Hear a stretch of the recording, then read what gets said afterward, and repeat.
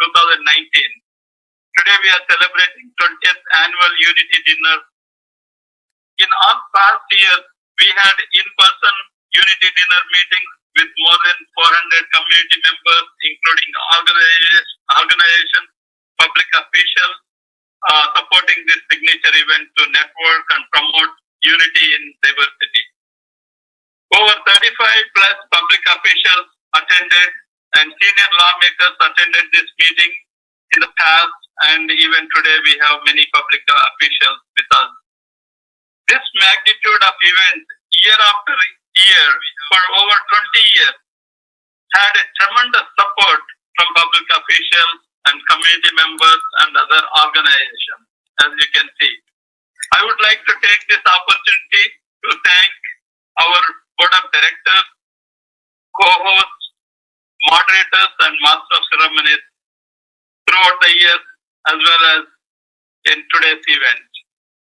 With this, I would like to invite our IACF past president, Dr. Subhash to briefly talk about IACF history and the milestone. Please, Dr. Subhash, please take over. Good evening, ladies and gentlemen, and thank you, Dr. Konda, for a great introduction. There are 1.5 million nonprofits like us in America, and by the way, 3.4 million in India. So what is so special about the IACF?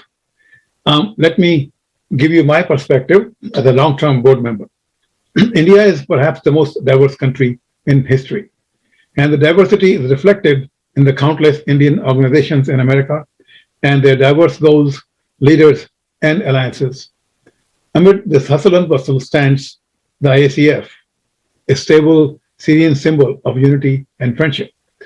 Our board of directors has been unchanged for the last 15 years.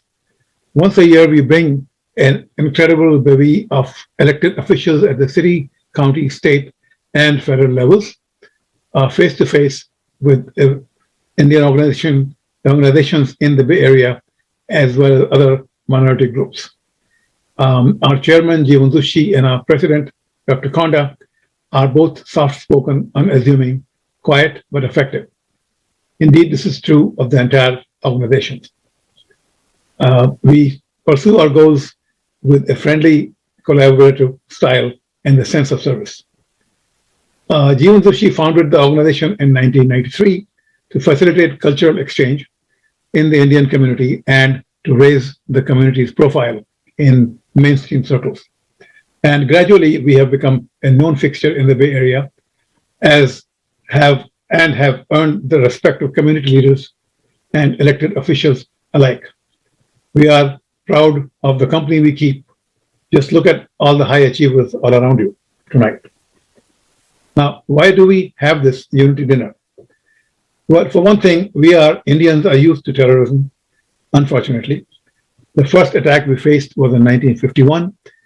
And to our dismay, for the next 50 years, this curse, instead of abating, became stronger and spread all over the world.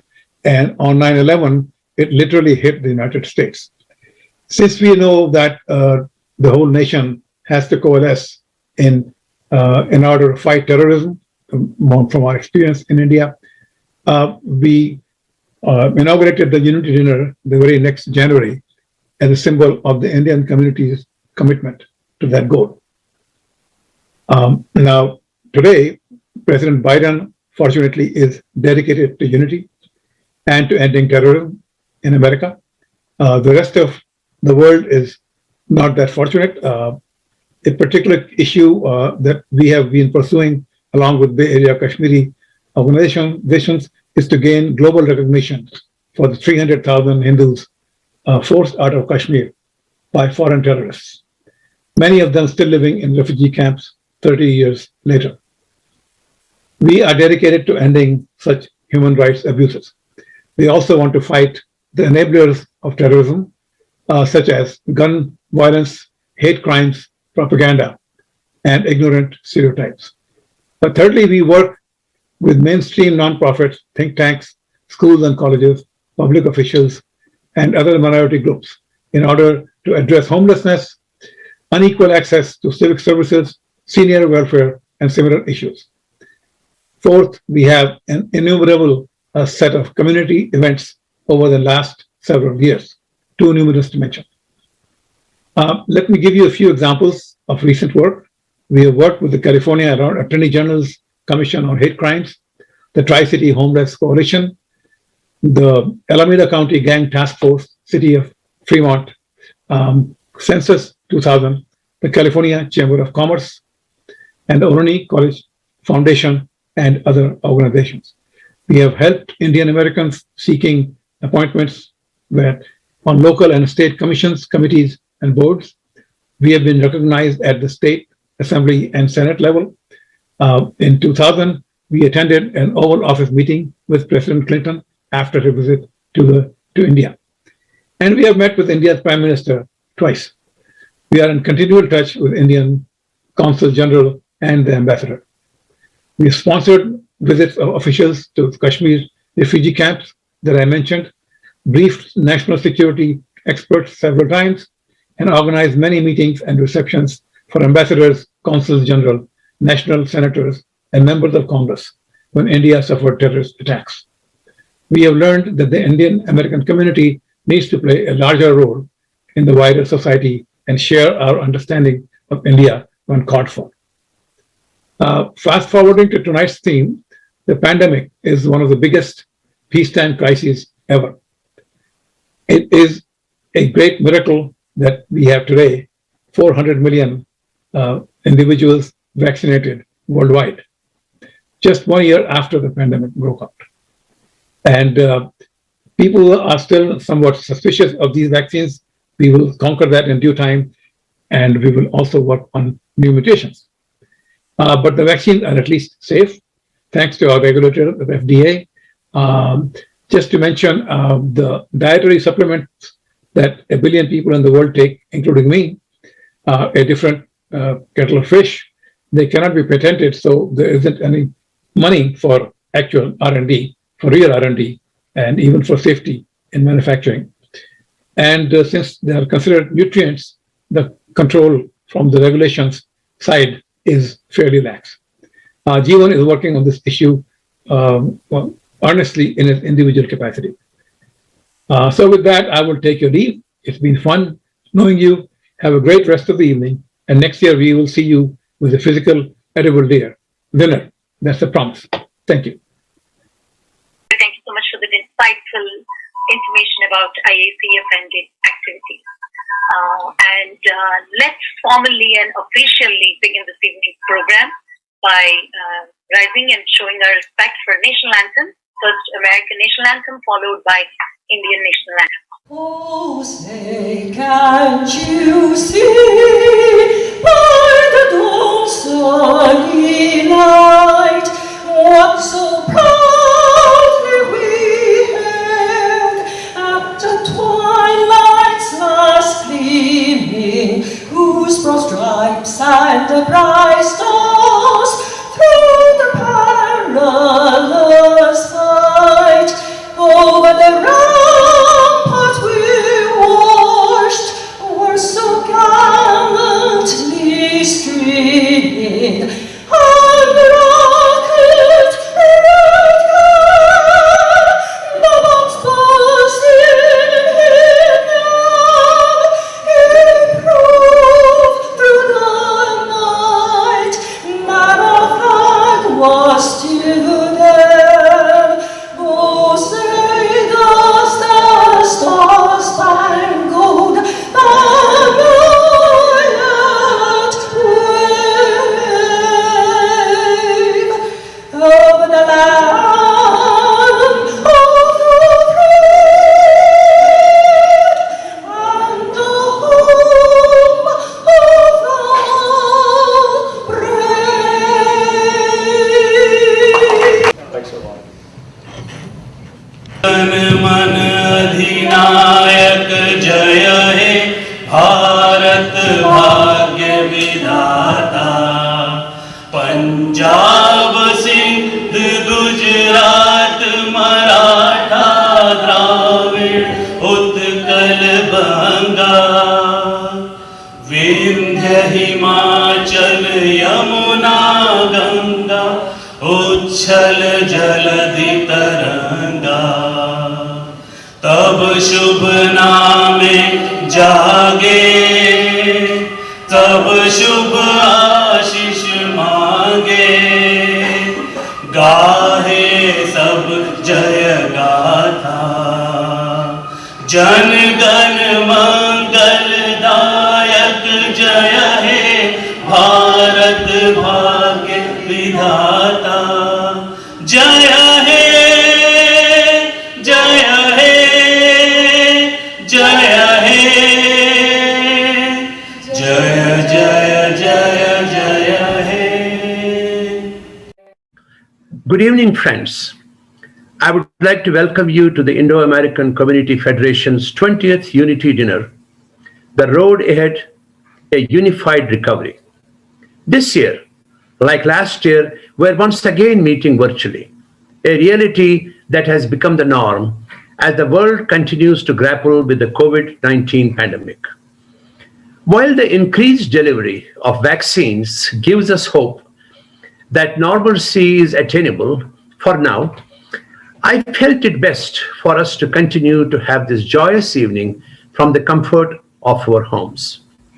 For everyone, life has changed so much in the past year, and we have all experienced both negative and positive impacts. When we think of this crisis, I'm reminded of those who are suffering and those who help them. I would like to take a moment to honor the lives that have been lost, as well the frontline workers that have continued to support families and communities during this difficult time. A moment of silence, please.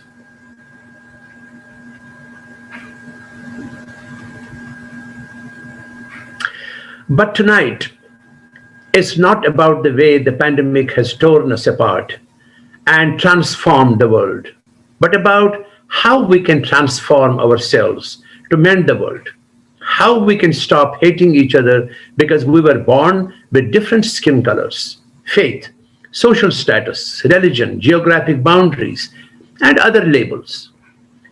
This culture of discrimination is evidenced more recently by the surge of violent crimes against the API community. Just yesterday, a 76-year-old woman was punched in the face unprovoked on Market Street in our own San Francisco. IACF strongly condemns this clearly racially motivated violence against Asian Americans. The epidemic of violence is a challenge to the conscience of our country, which we must all be committed to combating, confronting, and ending. Let's join hands and defeat this invisible enemy. With that, and in the spirit of unity, I would like to begin our evening by recognizing a few of our honorable guests. Tonight, we're supported by our esteemed members of Congress, Eshoo and Ro Khanna. A special thanks for all they do to build this nation. We're also honored to have our wonderful Consul-General of India, Ambassador Dr. T.V. Nagendra Prasad with us. I'll be remiss if I don't mention the great support our consulate, including our Deputy Consul General Rajesh Naik, has provided to the community during this pandemic.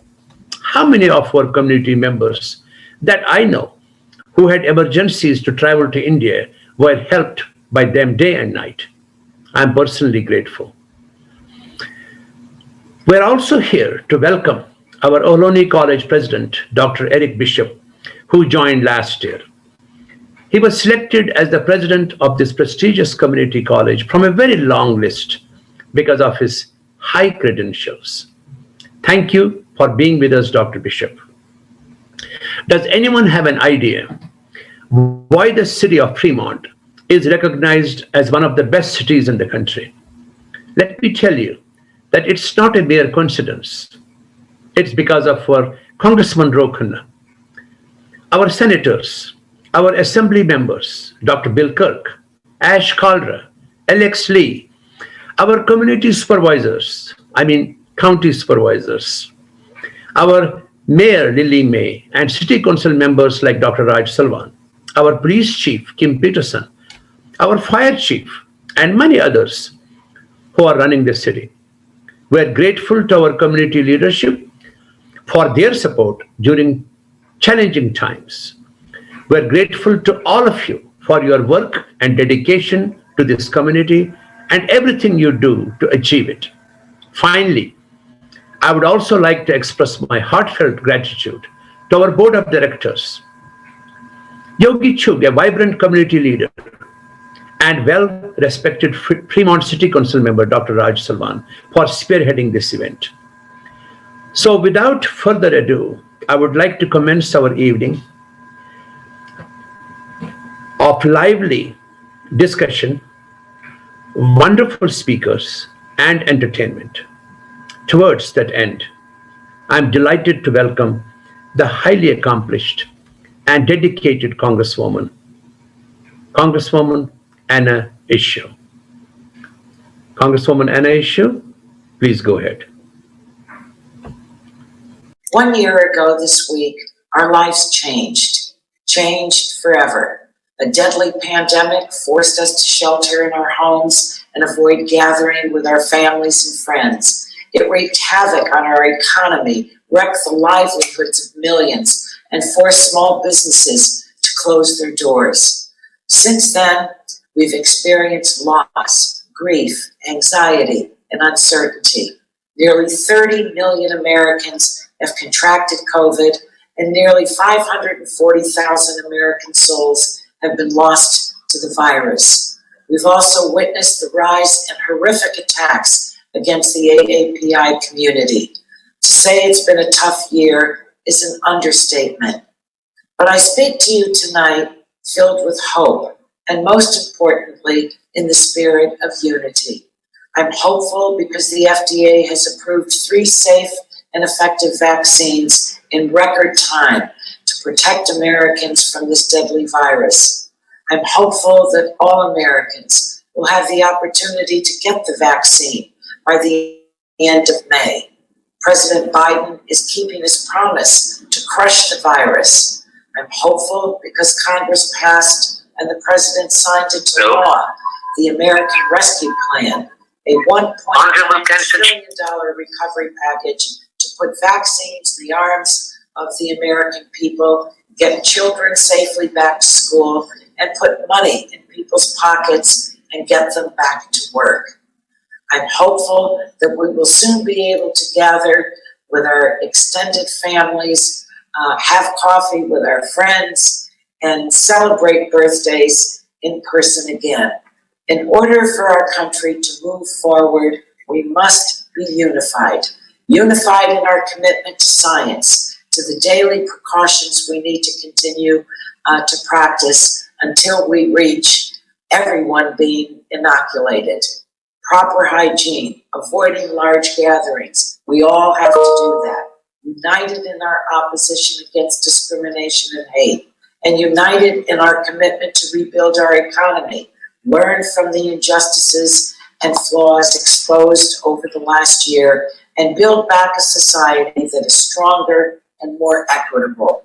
Tonight's celebration of unity sends a powerful message to our community that each and every one of you are doing your part to help our country move forward. Thank you for your special leadership and your friendship throughout the years. You always have a friend in me and an advocate for the Indo-American community that I am so proud to represent. The next guest that we're honored to present before you is a friend of our community. He is one of our favorite sons. Congressman Ro Khanna has been somebody that we have been very proud of this community. Recently he was elected to his 3rd term to Congress. Many people have called him a rising voice in American politics, a progressive agenda, who carries the beacon of hope for America. He serves on the Armed Services Committee, Oversight, and recently, agriculture was added to his congressional portfolio as well. We're truly honored to call him our friend, but we're truly honored and more privileged to call him a friend of our community. He's also the vice chair of the most recent Progressive Caucus in the United States Congress, and he's also taken on the helm of vice chair of the India Caucus. Many say that he represents probably one of the most consequential congressional districts in this nation, from Silicon Valley. Congressman Ro Khanna, welcome to the annual Unity Dinner tonight. We're privileged to have you in our presence. Well, thank you, Yogi. What an honor to be with you. What an honor to be with friends. I want to thank you, especially Yogi, for your incredible leadership to our community and personal friendship over 20 years. I'm looking forward after the pandemic where we can go out and to the community and get dinner again after the day's end. And I want to thank Jeevan Zutshi, who's been an inspiration to me, who has been a trailblazer in terms of our community activism long before I even got into politics. I remember the early 2000s. I remember Jeevan's activism with the Teen Campaign and so many other causes in the community, and I've really always admired him and his effort every year to pull us together. And of course, Dr. Raj Salwan, another co-host who is also has my tremendous admiration. He's really more responsible for the success of Fremont than anything at the federal level. So I am very grateful to Raj for his leadership, and to Vijaya and Dr. Konda and to the entire board. Thank you for your leadership. I do want to recognize Larry Klein very briefly because he's on my Zoom screen and a tremendous job he's doing.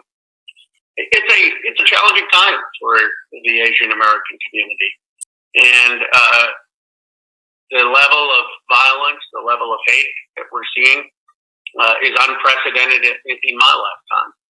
And many have spoken about the racism and misogyny that still exists in communities across this country that we need to confront and that we need to tackle, that Jeevan has been trying to tackle and calling us to our better spirits every year. But I think there is a deeper question that we have to ponder, and that is that our relationship as the United States with the rest of the world impacts the way we view Americans at home. It is no coincidence that Japanese Americans were incarcerated when we went to war against Japan and had a rhetoric of demonizing anything that had to do with Japan. When we saw Arab Americans and Muslim Americans and South Asians demonized after 9/11, it's because we did not distinguish between those who attacked us and a broader rhetoric against Arab Americans or South Asian nations. And today we see that same kind of demonization of China. I'm not saying that there are not real issues with China, issues on trade, issues on human rights, issues about intellectual property. But we have to aspire as a multiracial nation to do better, to offer a vision for the 21st century that is not rooted in the same prejudices and same hate as the 20th century.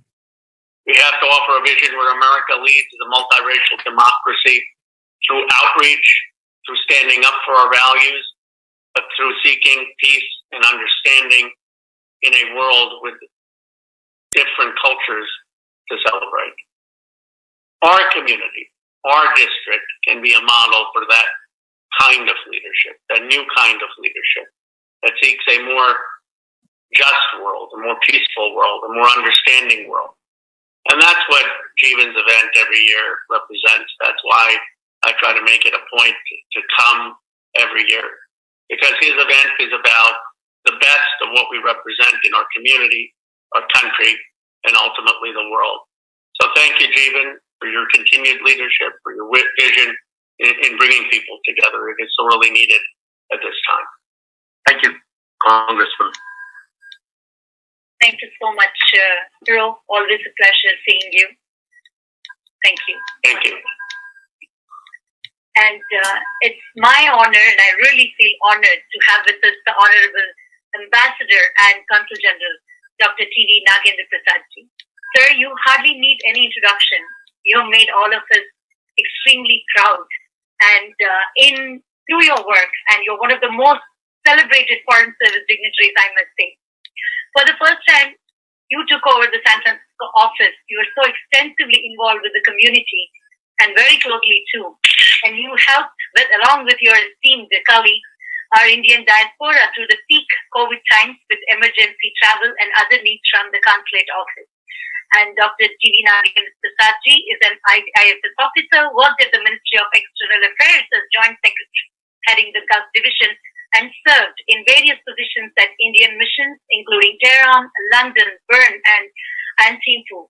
And a man of distinct vision and a head of great ideas. I very humbly welcome you to this Unity Day dinner, sir. Namaskar and then good evening to everyone. It's an honor to be here on this platform. I already heard the speakers, including Honorable Congressman Ro Khanna and then Jeevan Zutshi. Always know I have met him so many times in my time here, and this particular event is about unity in diversity. I think there is no better example than India for as an example, standing out as an example of unity in diversity. I must tell the example that in my own office, where 50 people work, I don't think anyone will understand if I speak in my mother tongue. But we are all Indians, and then we are all united. And I must thank Jeevan Zutshi for his kind remarks that the consulate has been working in an uninterrupted way to provide services to our 1.5 million Indian community members on the West Coast. We are very happy to do that continuously. As Jeevanji is organizing this event, I must mention, otherwise I will be failing in my duties, that after the August 5th, 2019, after the abrogation of 370, the Jammu and Kashmir has marched towards prosperity, progress, and peace. And to just say few incidents or developments, that elections to block development councils in Jammu and Kashmir have attracted about 98.3% of voter turnout. That itself is an indication of the success of democracy in India. And we have about US dollars 20 million has been devolved to few urban local bodies there to develop the systems there within the urban societies and to connect Kashmir. And there is an highest railway project. I think it is about 359 meters high. So it has been launched and it will be completed very soon. As Joint Secretary Gulf, I was very happy to see late 2019 in Gulf countries a separate we can say in the markets the apples from Jammu and Kashmir. So that was the kind of fillip given for the produce from Jammu and Kashmir and its exports. And I need not tell you that several of the central laws, etc., are now applicable to Jammu and Kashmir and Ladakh, which has made the most fundamental rights applicable in Jammu and Kashmir. Coming back to India and then USA relations, I must mention it here that our Honorable Prime Minister had two discussions and then very recently there was a Quad leaders meeting wherein our Honorable Prime Minister Shri Narendra Modi ji and President Biden, Prime Minister of Japan and Prime Minister of Australia have discussed how to cooperate in these circumstances and then how to accelerate the production of vaccines. India has the credibility of producing 60% of world's vaccines even before the pandemic, and then it has that infrastructure, and we are looking at accelerating the vaccine production in India with the cooperation of Japan, Australia, and then US. And I must mention that we have launched a program called Vaccine Maitri. I have been mentioning this. As we speak today, 60 million doses of vaccines have been donated and or supplied to the countries as far as Brazil and then some Latin American countries, and then to neighbors we have supplied free of cost. That is believing in the truly, the principle of our own ancient traditions that Vasudhaiva Kutumbakam, world is one family, and we have been supplying free of cost these vaccines, despite the fact that we have not completed vaccination within India. So I must mention that the US and India have a huge scope of cooperation. In the Quad meeting also, the leaders have discussed basically the four baskets which have come out are, one is very pertinent to, not one, two are very pertinent to Bay Area and California and the West Coast, that is IT, pharma, and then the biotech. Then we are looking at climate change. India is very much ahead in fulfilling the targets of climate change, Paris Agreement, and we are looking at cooperation in renewable energy and then hydrogen energy platforms, where there is a huge potential for cooperation between the two countries. We are looking at that. We are proud of Indian community who are making to the highest positions in the US. We are very proud. Not only that, the migrant community in Bay Area who are harbingers of the new technologies which are helping the world to cope with the pandemic situation, and then to the ever-changing lifestyles. We are very happy that there is growing cooperation between West Coast and in India. I'm very happy to share that India stands out as a country which has vaccinated maximum number of people as on date as we speak, and there is huge potential for cooperating in this particular sector, particularly the vaccines. With these few words, I must mention that such a platform is essential to showcase the diversity, the unity in diversity, and we are here to respect each other. We are here to welcome each and every one's sentiments and cultures. You have to see India is home to every religion of the world. So that is what we stand for. I hope we, as the largest democracy and as oldest democracy, India, US are natural partners, and then this cooperation will only progress further for the good of the world. Thank you very much for giving me this opportunity, Justisi, and then all Konda, and then Vijay Garu, and everyone here on this platform. Thank you very much for considering Consulate as one of your components. Thank you very much, and then all the best. We look forward for such events in future. Thank you very much. Thank you very much, Consul-General. We're truly honored. Thank you for continuing to be a heart and soul of our community. Your relationships are commendable. Thank you so much for all the outreach that you do. It is now my privilege and pleasure to move this program further. The next person needs very little introduction. I've always called him one of our favorite sons of this community. He epitomizes public service. He's a veterinarian, but he's a son of the community. He's a council member of the city of Fremont. He leads with conviction. He's a passionate public servant. We love him dearly. It is truly my honor and privilege to present before you not only somebody who's been a co-host of this program, and Jeevan, thank you for allowing us this platform to come back and work with you. But please, ladies and gentlemen, please join me in welcoming Dr. Raj Salwan, council member from the city of Fremont, District 5. Raj, welcome. Thank you, Yogi. It's a pleasure working with you and all of the great committee members. Well, it's always an honor and privilege to be here at the annual Unity Dinner. This marks a year since we've had this pandemic, which has resulted in massive job losses, business closures, loss of our health, and loss of precious lives within our community. And we've heard the cries for racial justice, and recently we've seen these despicable attacks on Asian Americans within our community. And so now is the time to unite and to work together, remain hopeful, and bring our community together and unite our people. but we have peace and understanding amongst everyone. And we must unite to fight division, racism, hatred, anger, extremism, polarization, and of course, fear.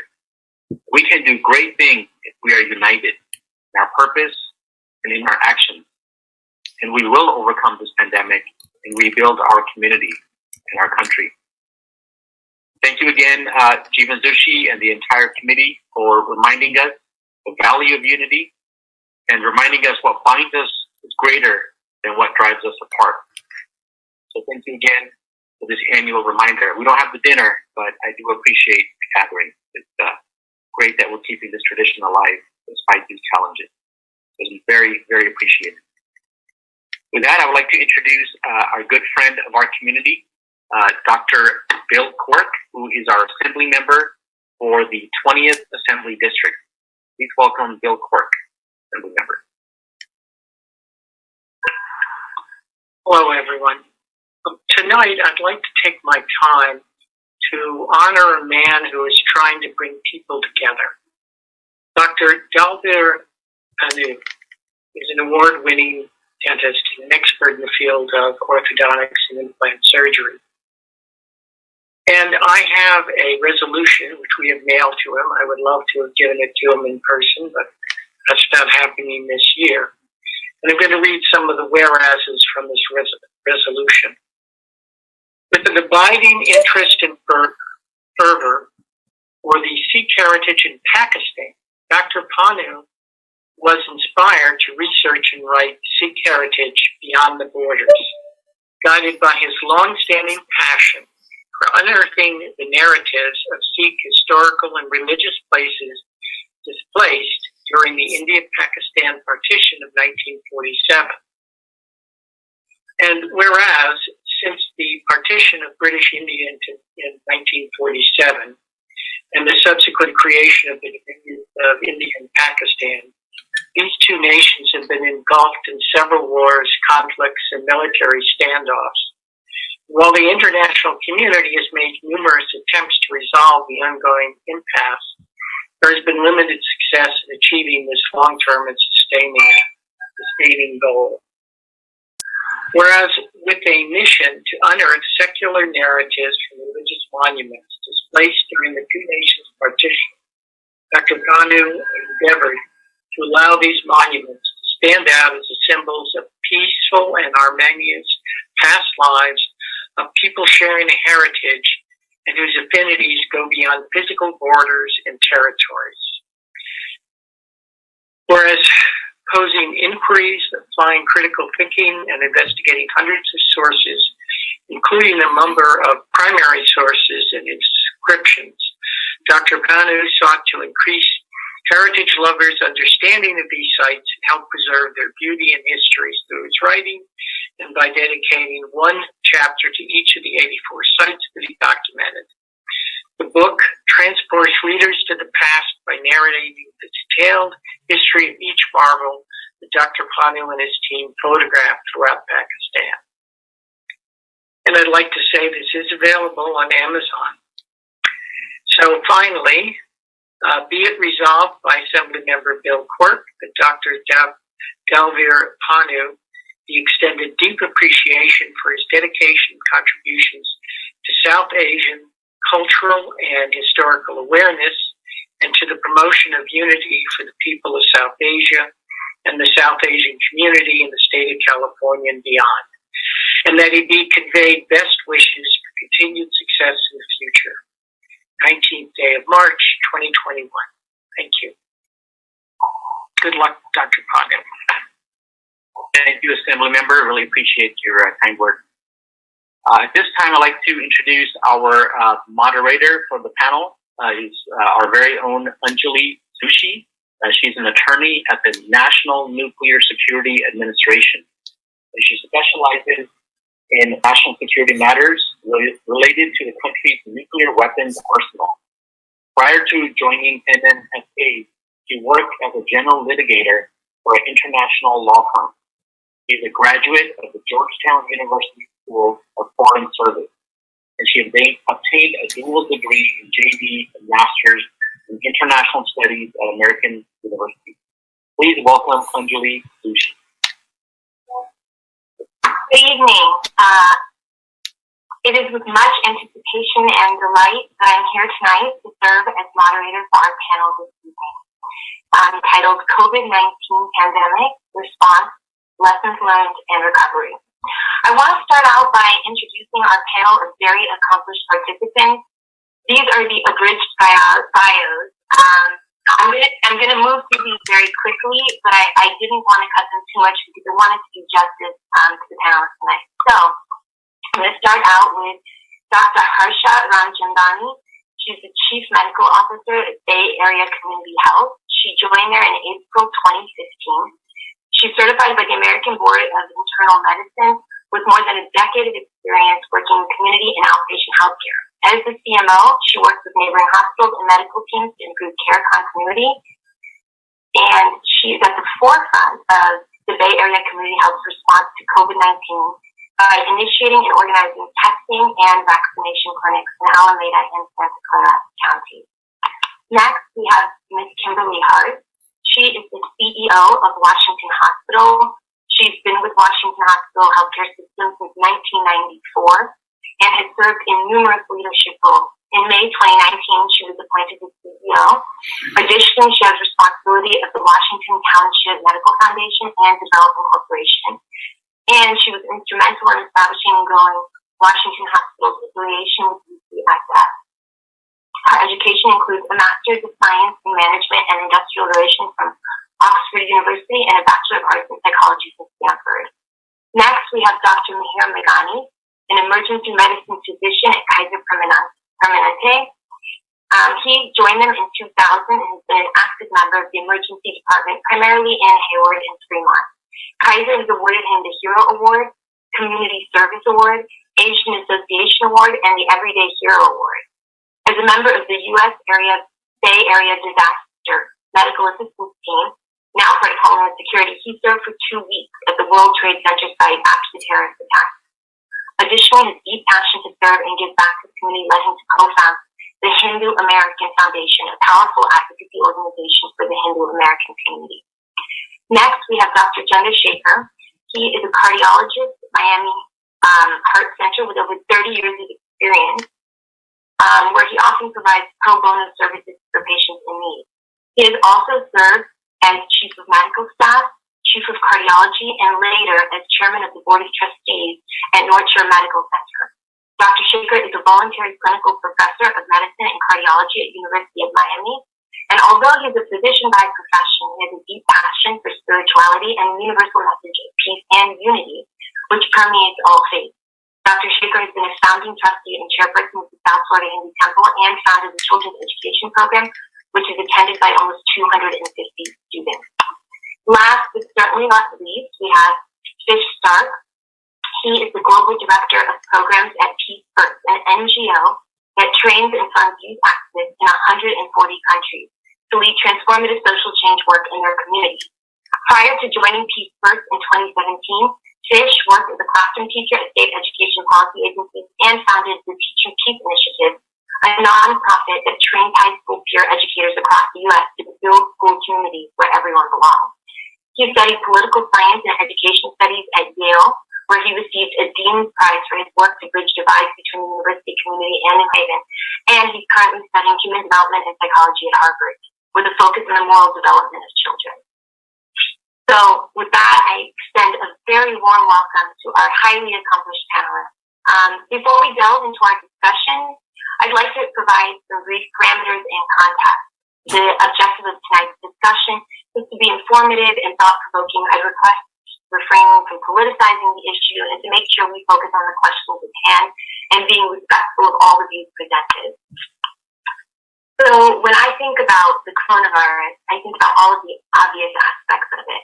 The ease of transmissibility, the unpredictability of the severity of illness, the devastating death toll, and the sheer power of a microscopic virus to bring life as we know it to a standstill.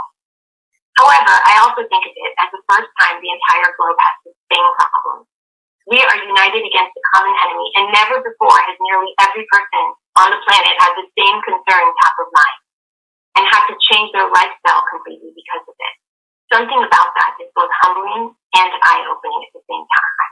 What is more, the key to overcoming this pandemic lies in each of us taking the necessary steps to protect ourselves and our community members.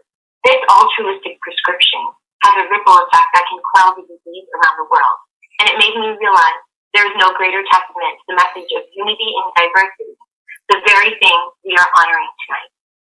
So with that, I'd like to begin our panel discussion. We will be focusing largely on the response to the virus from a healthcare perspective, but we will also hear from non-healthcare perspective and the incredible work being done by all our frontline workers. As of today, the U.S. has reported 30,422,715 cases and 553,899,000 deaths. Fortunately, this month we are seeing cases trend downward. However, one of the challenges our healthcare system has faced from the outset has been the heavy burden placed on our healthcare system to deal with the surge of COVID patients. Could you describe your experience with how you've responded to this reality? And I'd like to go ahead and begin with Dr. Meghani. Great. Thanks, Anjali, and the whole team here at IACF, Ramesh ji, Jeevan ji, and everyone. As an emergency doc, when we started hearing about COVID in early 2020, we really didn't know much about it. We were seeing the same things that you were seeing, body bags in various countries around the world, bodies piling up outside of hospitals. So we had no idea what we needed to wear, what the risk was for us, what the risk was to even go home. And the changes we all made in our lives were dramatic. Most emergency doctors have been sleeping in a separate room at home for a year, using a separate bathroom, having a decontamination room at home where we kind of throw our clothes away. And patients, of course, were also scared. People were having heart attacks and strokes, but didn't want to come into the hospital because they're afraid of getting COVID and dying from it. They're willing to take those kind of risks. So it was very powerful. It's been a powerful past 1 year with lots of changes. Initially in February, March, April, and even into May, almost daily, the guidelines for what we had to wear to protect ourselves, masks and face shields, would change. So we had to keep up with a lot of communication from different health organizations, the county, our own healthcare system. So, those were the changes. Very tough. I know we've got other panelists, so I'll hand it back to you, Anjali. That was a very good question. Thank you. Next, I'd love to hear from Dr. Ramchandani. Hey, good evening, everyone. And I would like to say the same thing. Thank you, IACF, for giving us this opportunity. This is a very important topic. So thank you, Zutshi, and thank you, Dr. Konda. I agree with Dr. Meghani, what he mentioned. I mean, the ER was the hospitals and the ER were seeing the patients who are suffering from COVID.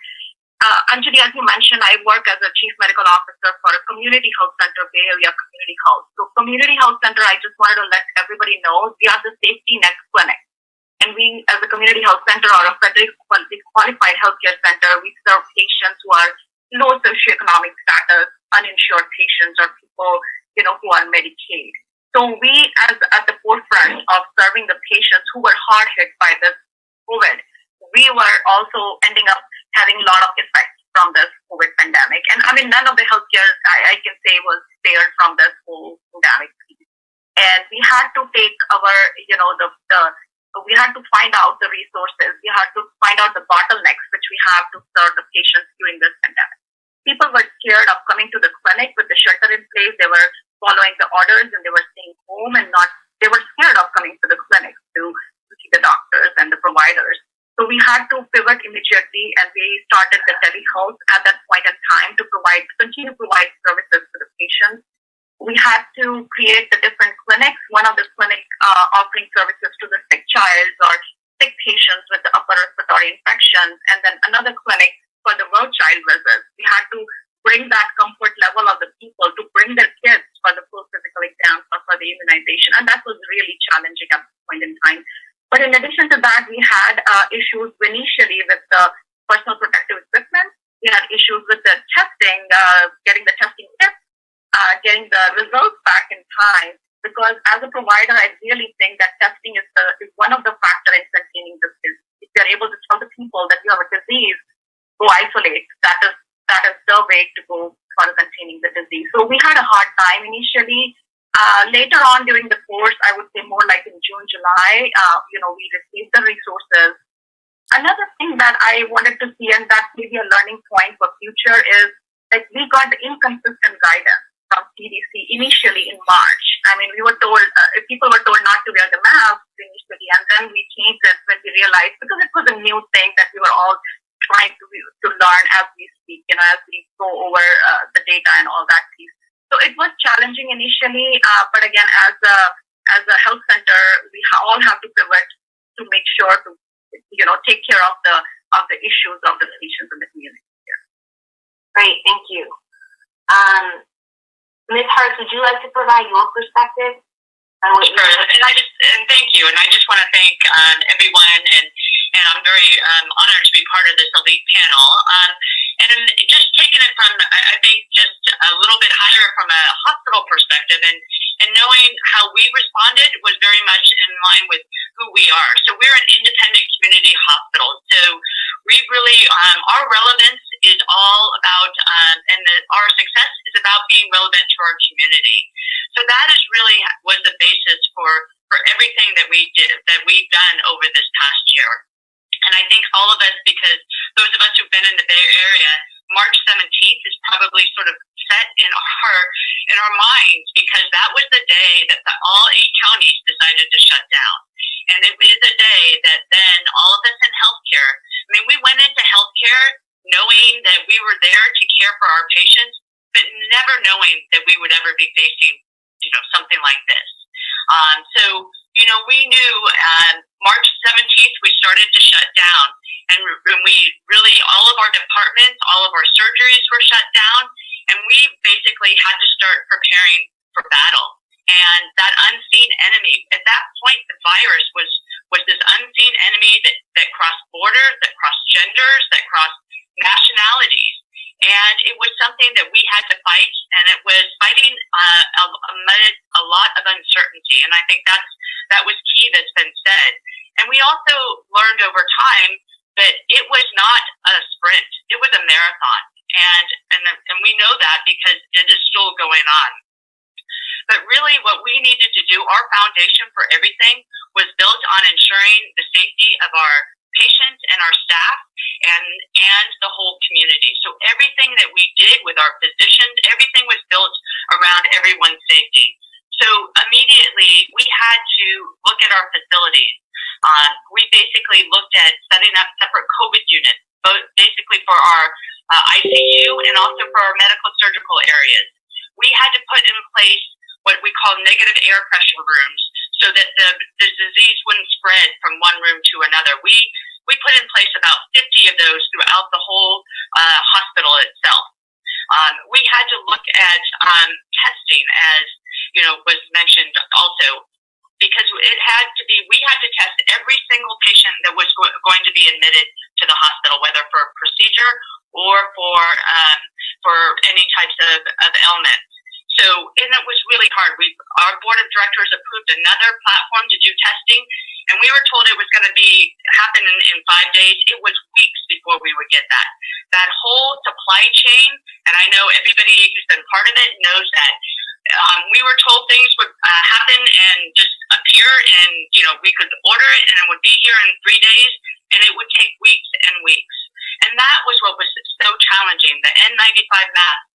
We were running low on N95 masks. Our CFO had to get in the car and drive to Sacramento to pick up some N95 masks. And then if they were new, we had to refit them on all of our nursing and physician staff.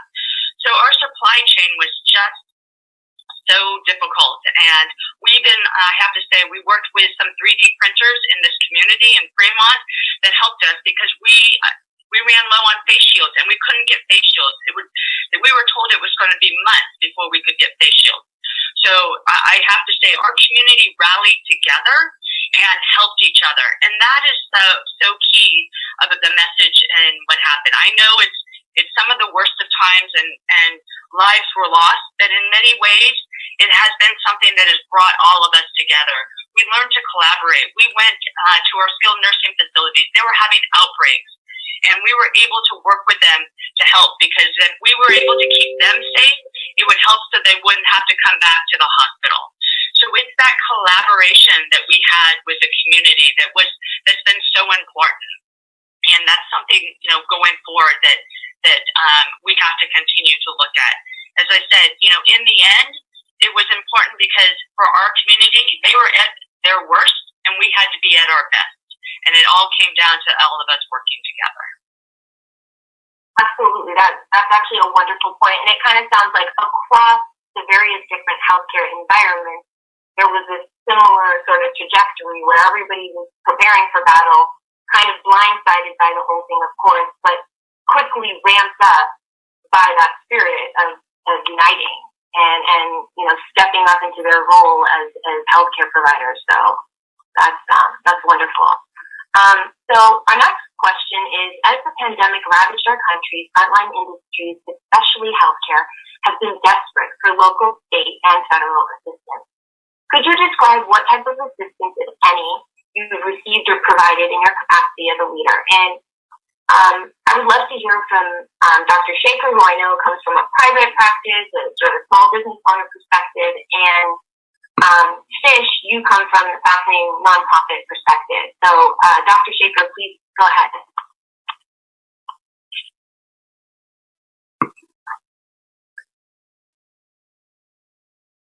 Dr. Shaykher, you're muted. There you go. Please start again. Yeah. I just want to thank you, Anjali, and I also can you hear me okay? Yes, we can. Yes.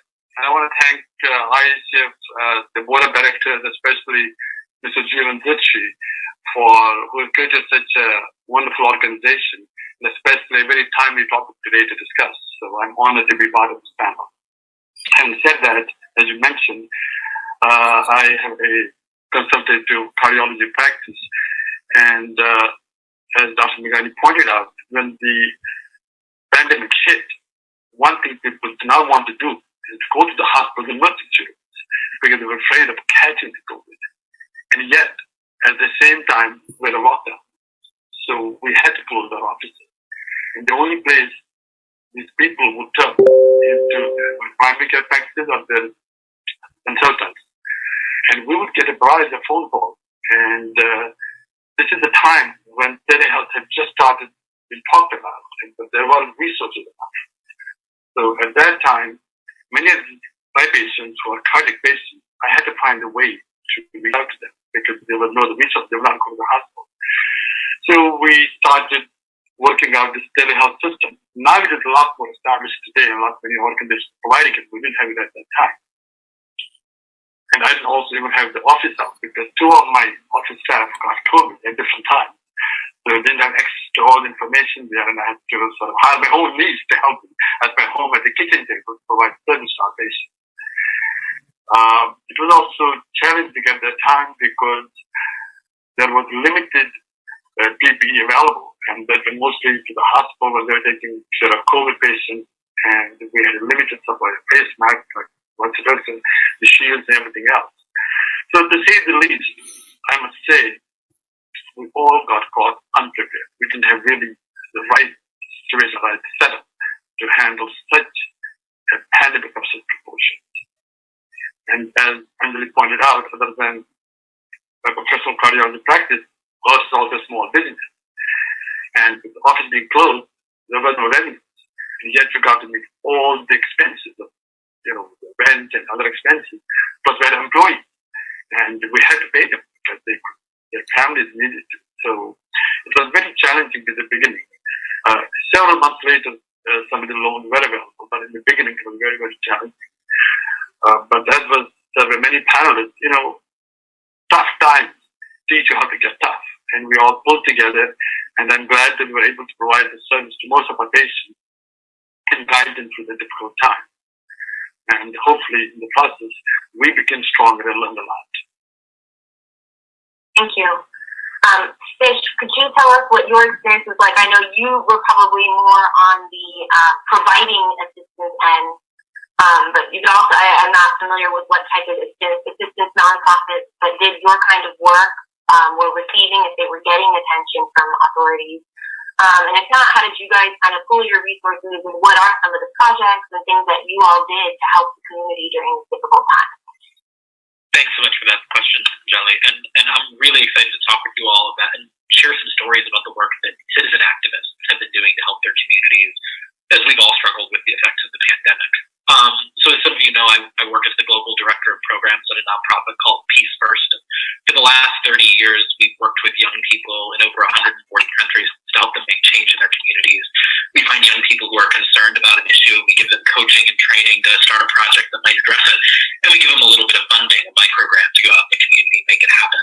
And we work with youth because throughout history, young people have demonstrated this incredible power to change the world. When we think about the role that students, for instance, played in the Indian independence movement, or the role groups like SNCC played in the civil rights movement, or the role young activists are playing today in the movement for Black life, the young people's boldness and bravery and their ability to imagine a better world often makes them really incredible social entrepreneurs. And so in the wake of COVID, we saw as an organization that not only was there an emerging public health crisis, but there was also an emerging economic crisis. There was an emerging crisis of hate and suspicion towards Asian Americans. There was an emerging mental health crisis as social distancing and closing down of our institutions forced us further away from each other. I mean, we were hearing from young people around the world, but that more than anything, they wanted to step up and take care of their communities.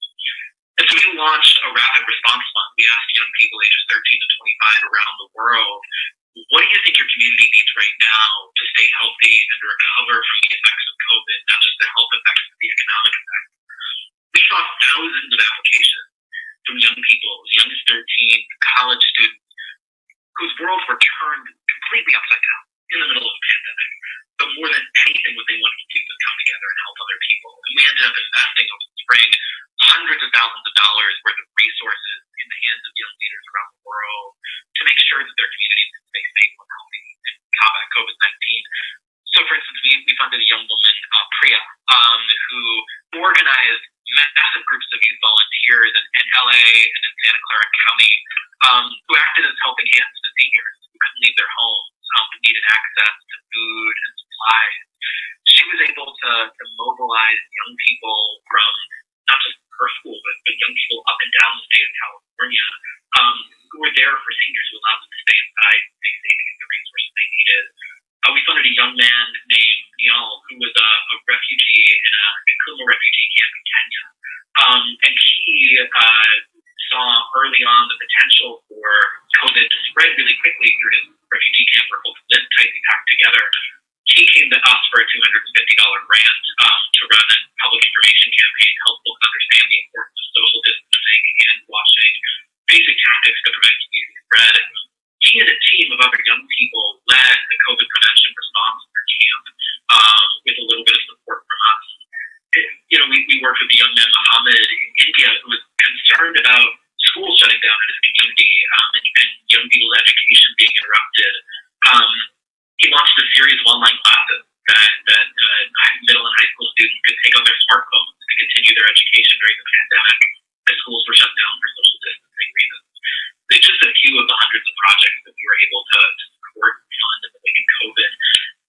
So in this time where it seems like we're always so focused on the needs of the individual rather than the needs of the community, young people were able to set a tremendous example of the need for us all to rely on each other. And at a time where, we saw incredible assistance from leaders in our community, but also there were gaps in that assistance, right? There were places where our institutions, our leaders didn't step up and provide people with the resources they needed to thrive or survive. And we saw citizen activists, and especially young people, stepping up and filling that gap when leaders of their community weren't able to. Peace First isn't special. We're one of the many organizations that was providing some work to folks like that. But it was... Elaborate a little bit on what were the gaps that you felt leaders weren't going to fill that these activists were kind of speaking? Absolutely. So, in the wake of the shutdown, it took far too long for us to get, in some senses, economic relief out to people, right? It took too long to get unemployment insurance out to people. The process was overly complicated for a lot of individuals who were facing challenges, too unstable. Economic impact payments came out too late, and they should have been recurring monthly payment of the one-time payment. Young people in the wake of that organized mutual aid programs so that folks in their community who are experiencing economic challenge as a result of being laid off from their job, losing their income, could get access to food, money to pay their medical bills. Young people weren't the only ones organizing these programs. They were the ones that we were working with. I can't go on for too long, but that's an example of a place where there was a policy gap and citizen response that I thought was really profound. And in terms of assistance being provided, was your funding all just from grants that the nonprofit typically has, or did you see any of the state, local, or federal rates step up to say, here's some extra funding because you guys are doing this work? Did that happen? Or? So we didn't get funding from any state or local government, but we were really lucky that there were a lot of philanthropists who saw and step up and support us in doing because of their support, we were able to have the response that was as large as we did. Wonderful. Okay, I want to turn to the economic and financial impacts of both COVID. So specifically, have your financial budgets been impacted, and how do you plan to cope with the challenges ahead? Please feel free to share any lessons learned, and I would love to hear from Ms. Hartz on this question. Thank you.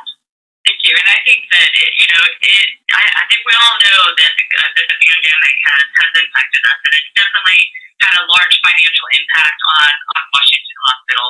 I mean, talking about all of the initiatives we had to put in place, all those are costs that are additional costs that we've had to endure. It's also our revenues have decreased in terms of the number of surgeries because, as Nish had mentioned, or I think the doctor did, in terms of the issues about people having anxieties or hesitancies to come to the hospital. So, we've been seeing all that, and that did have a huge impact. And when we had to shut down originally in March, everything shut down. So I do want to say that the hospital did receive some funding from at the federal level. So I definitely appreciate, especially our representatives that were helpful. That was something that I was on the phone, or on Zoom, I should say, telling our story, because we're an independent community hospital. We have nobody else in terms of a larger parent company. Whatever we make goes back into the services that we provide for this community. So through the CARES Act, we did receive some substantial funding, and I thank so much our representatives for assisting with that, and that was really important. But that actually was sort of at the beginning of it, and what's happened in California, especially in the Bay Area, we saw the surges of COVID happen more towards the end of the year. So our biggest surge happened in December, January, and February. And so that's where we had the biggest impact. So the financial help at the beginning was really important, but we also still are needing financial assistance given what we had. I mean, to date, we've served over 800 inpatients, COVID-positive inpatients. We've given over 25,000 tests to our community. So, it has had a large impact. But, as we look forward, there are things ahead, and I think that was part of the, how are we going to cope with that, with these challenges? I mean, we've got to start that road to recovery, and it is a multifaceted road. And I think Dr. Ramchandani is going to talk about vaccine, and that's going to be important. That is a really important piece, and we can't discount it. If we're really going to make an impact, we've got to get shots in arms. That's really, really important. The other piece, and we touched on it, is this issue of being able to have people feel safe about coming to, whether it's their physician's offices or whether it's the hospital. I'll tell you that the saddest thing I see is that we are seeing an uptick in patients with heart attacks and with strokes. And they're young. And they come in and they've waited days to come into our emergency room for care because they're worried. First of all, there is some worry about their safety, but then, and so their outcomes are not as good as they should be. So we've got to get the word out. The communication to the community is so important, that it is safe to go see your physician. It is safe to go see to the hospital if you need it. And I know the other piece that I've been told is that what's been impacted is our visitation. and people have not been able to come to the hospitals and be with their loved ones, and so they don't want to come. I know we're very much part of our road to recovery is opening up so that visitors can be there when their loved one is having surgery. So that's important. So it's the vaccine. It's realizing that people do need to get care. It's really also taking care of the staff and all of us. I mean, we talk about the mental health pieces and the impact, and that's impacting everybody in healthcare, but everybody in the community. So that mental health piece has to be part of it. And then lastly, it's continuing to build bridges. And that is so important. The collaboration that we've started in these, some of those competitors that we thought were competitors have been collaborators, both internally and externally, and we got to continue to build those bridges. That's going to help us on that road to recovery. Thank you, Lisa.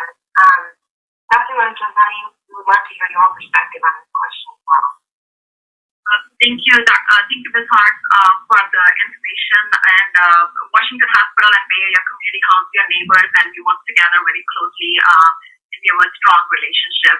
So, as Ms. Hartz mentioned, the hospitals had a big hit related to the visits, people going in. The same way, community health centers and Bay Area Community Health, I want to say we saw 75,000 patients last year combined in Santa Clara County and Alameda County, and these visits were 26% less than what we were expecting. So from April to December 2020, our visits were 26% less. Because again, people were, following the instructions, and they are like, okay, shelter in place, so it's not, it's not a good idea to go out to the physician or the providers. But that had a big impact on the healthcare centers. In addition to that, we had to actually pivot. And we have to do more of provide our role in the community to offer the COVID testing at that point in time. So even our resources, we were limited in our resources. We had to, again, the supply chain was a big problem for all of us. And that was a hit, getting the PPE and expensive PPE at that time, buying all of those to offer the services and continue our services at that point in time. Another financial impact I would like to say is, as somebody mentioned, is that was more related to stress, anxiety, and depression, not just in the community, but also our staff. We had a less resource at that point in time because people were concerned. Also because of shelter in place and distance learning, a lot of our staff members who have kids, all the elderly parents, they had to take off to stay home at that point in time, which was a big hit for us. And finding the new resources, training them was challenging for us at that point in time. I want to mention regarding your previous question also, Anjali, and again, thanks to our council members and our advocates here and our California Primary Care Association, we receive funding from not just the federal level, but the county level also. Alameda County, and Santa Clara County have been helping us now with vaccine, and that is something that helped us. But in addition to that, I want to say we had to pivot at that point in time, and that showed us our flexibility and adaptability also. We started our telehealth visits. 53% of our visits are telehealth visits at this point in time, and that has been helping us manage patient conditions. We do the video visits through which we see patients, and even patients are feeling comfortable being provided, or actually better, through the telehealth visits, so they don't have to come to our clinic for doing the visits. But in addition to that, I definitely want to mention the lesson which we learned from this whole COVID pandemic is that public health is all about preparedness. And we all know that we were not prepared in March, like last year, same time around March 16th, when the shelter-in-place was called in California and out in the Bay Area. We were not prepared for this public health emergency. So maybe because of this, we have to be prepared next time, if unfortunately something like that happens. In addition to that, another thing that unveiled during this pandemic is about the health inequality. So there is a health disparity among certain people, especially the people of color. And as a community health center, we serve majority of our patients are people of color. And we realize that's the population who is in the low socioeconomic status. It has not just the more increased mortality from COVID, but also less resources. And there was a loss of jobs to this community mostly, and as well as the loss of housing and increased stress and depression. And that's the area that we know that it's long known before, but this is through this pandemic, we know that this is the group that we need to work on and improving this year. Just to shift here, I also want to add one more point that we learned in this pandemic is that if all the scientific community comes together, they can do the amazing work. So again, just to celebrate, this is 1 year and we already have successful vaccines available for the community, that we are already providing the vaccine. So just at the Bay Area Community Health, we have offered more than 20,000 vaccines, Pfizer, Moderna, and J&J vaccines to our community in the Bay Area and Santa Clara and Alameda County. So that is something to celebrate also, and something to be positive about. And Dr. Ramchandani, I think you were also kind of spearheading the testing efforts as well. Is that correct? And do you have any thoughts on that you wanted to share? Yes, so at Bay Area Community Health, we did the testing, not just at our clinic site in the Santa Clara and Alameda County, but also we took our part in doing the community pop-up testing. So we were offering the COVID testing at the places which are convenient for people to come in, like the school campuses, college campuses, like Ohlone College campus.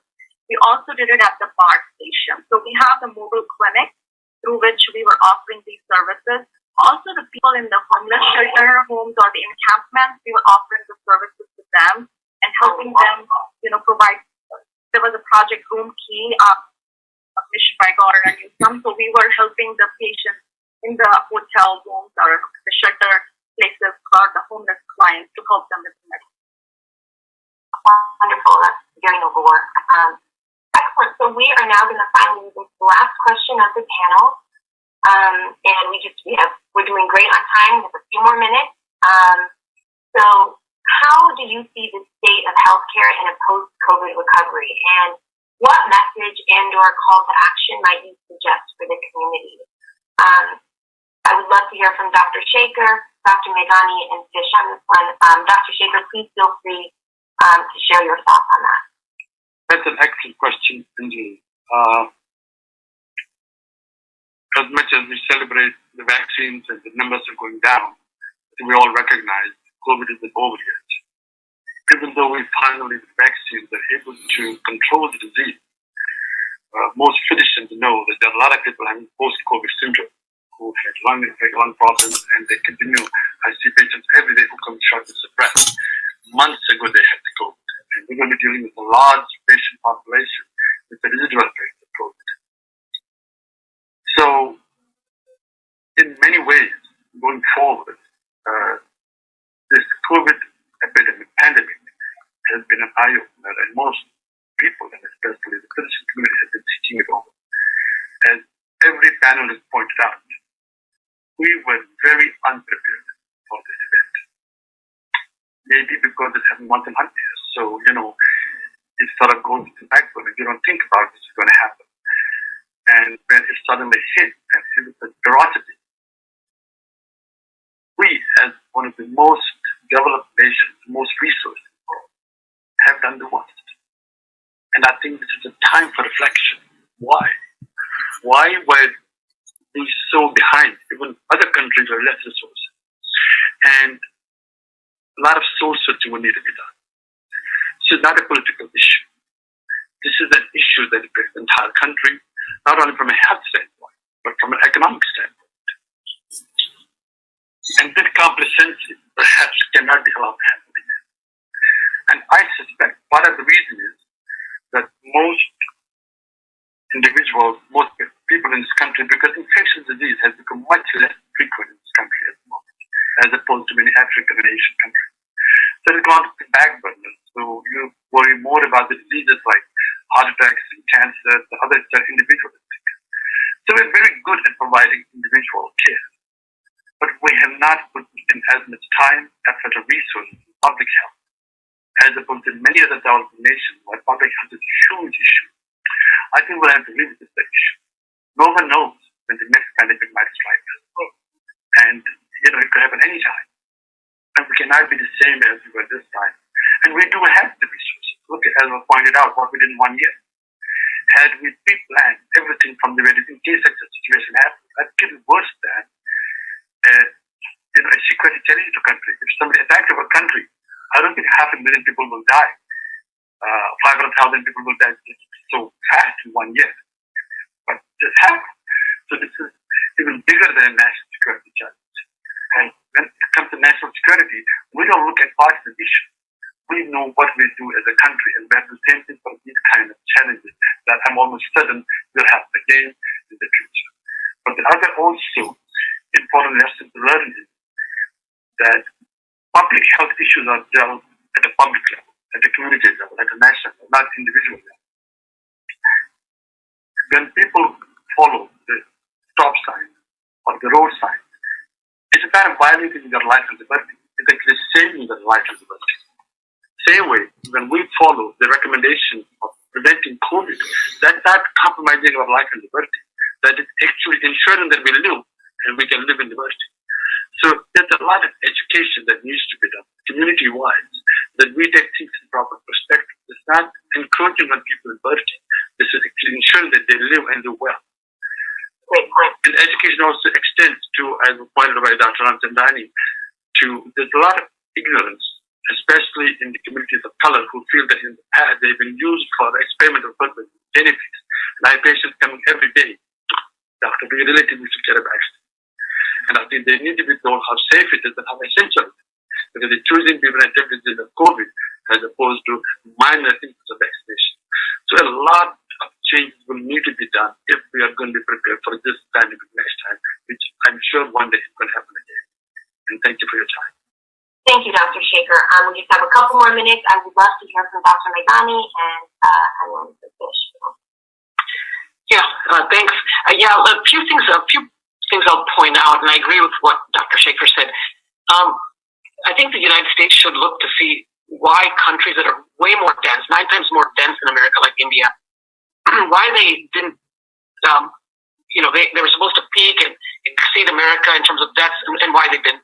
One is, national leadership, leaders on TV there all the time wearing masks, at government meetings and national addresses. There's good leadership. So there was a lockdown there.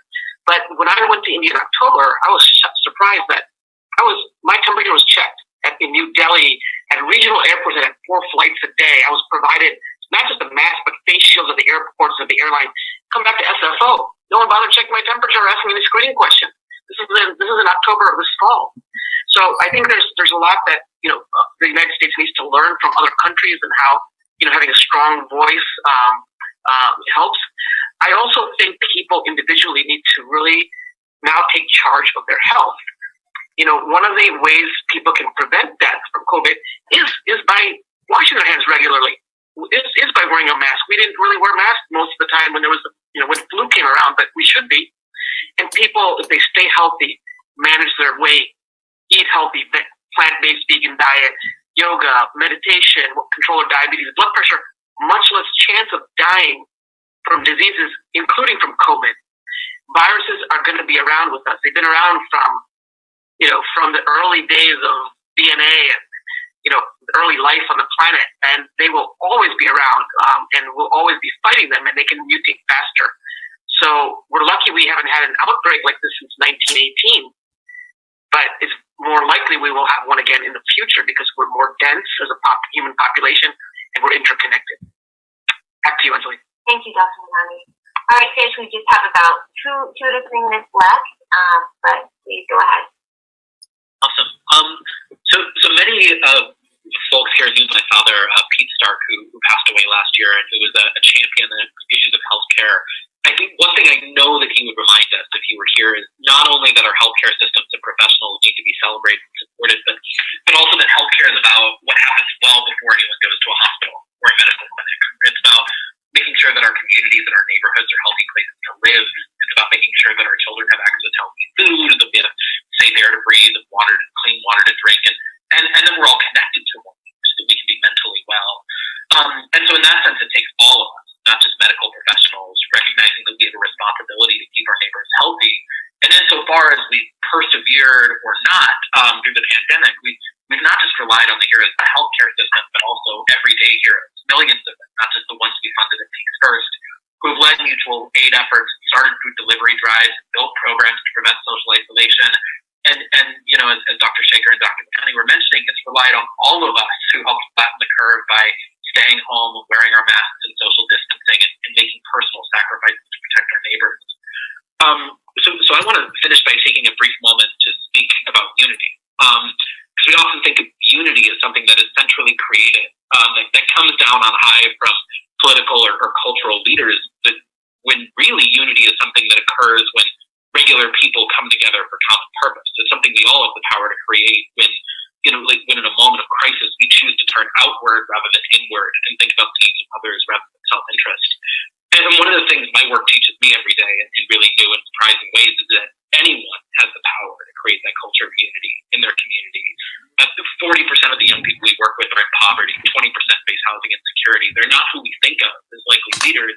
And many of the people who saved lives during COVID-19 were people who stepped up in surprising ways and in unfamiliar circumstances. They weren't established leaders, but they were able to create unity regardless of who they were or where they came from, because they brought people together around a sense of common purpose and around the dignity of all people. So that would, Angela, you asked about a challenge, and so that would be my challenge for us to consider. When we think about unity, we often go looking for other people to unify around. And my question is, what action can we take to create unity through sacrifice and through care for others?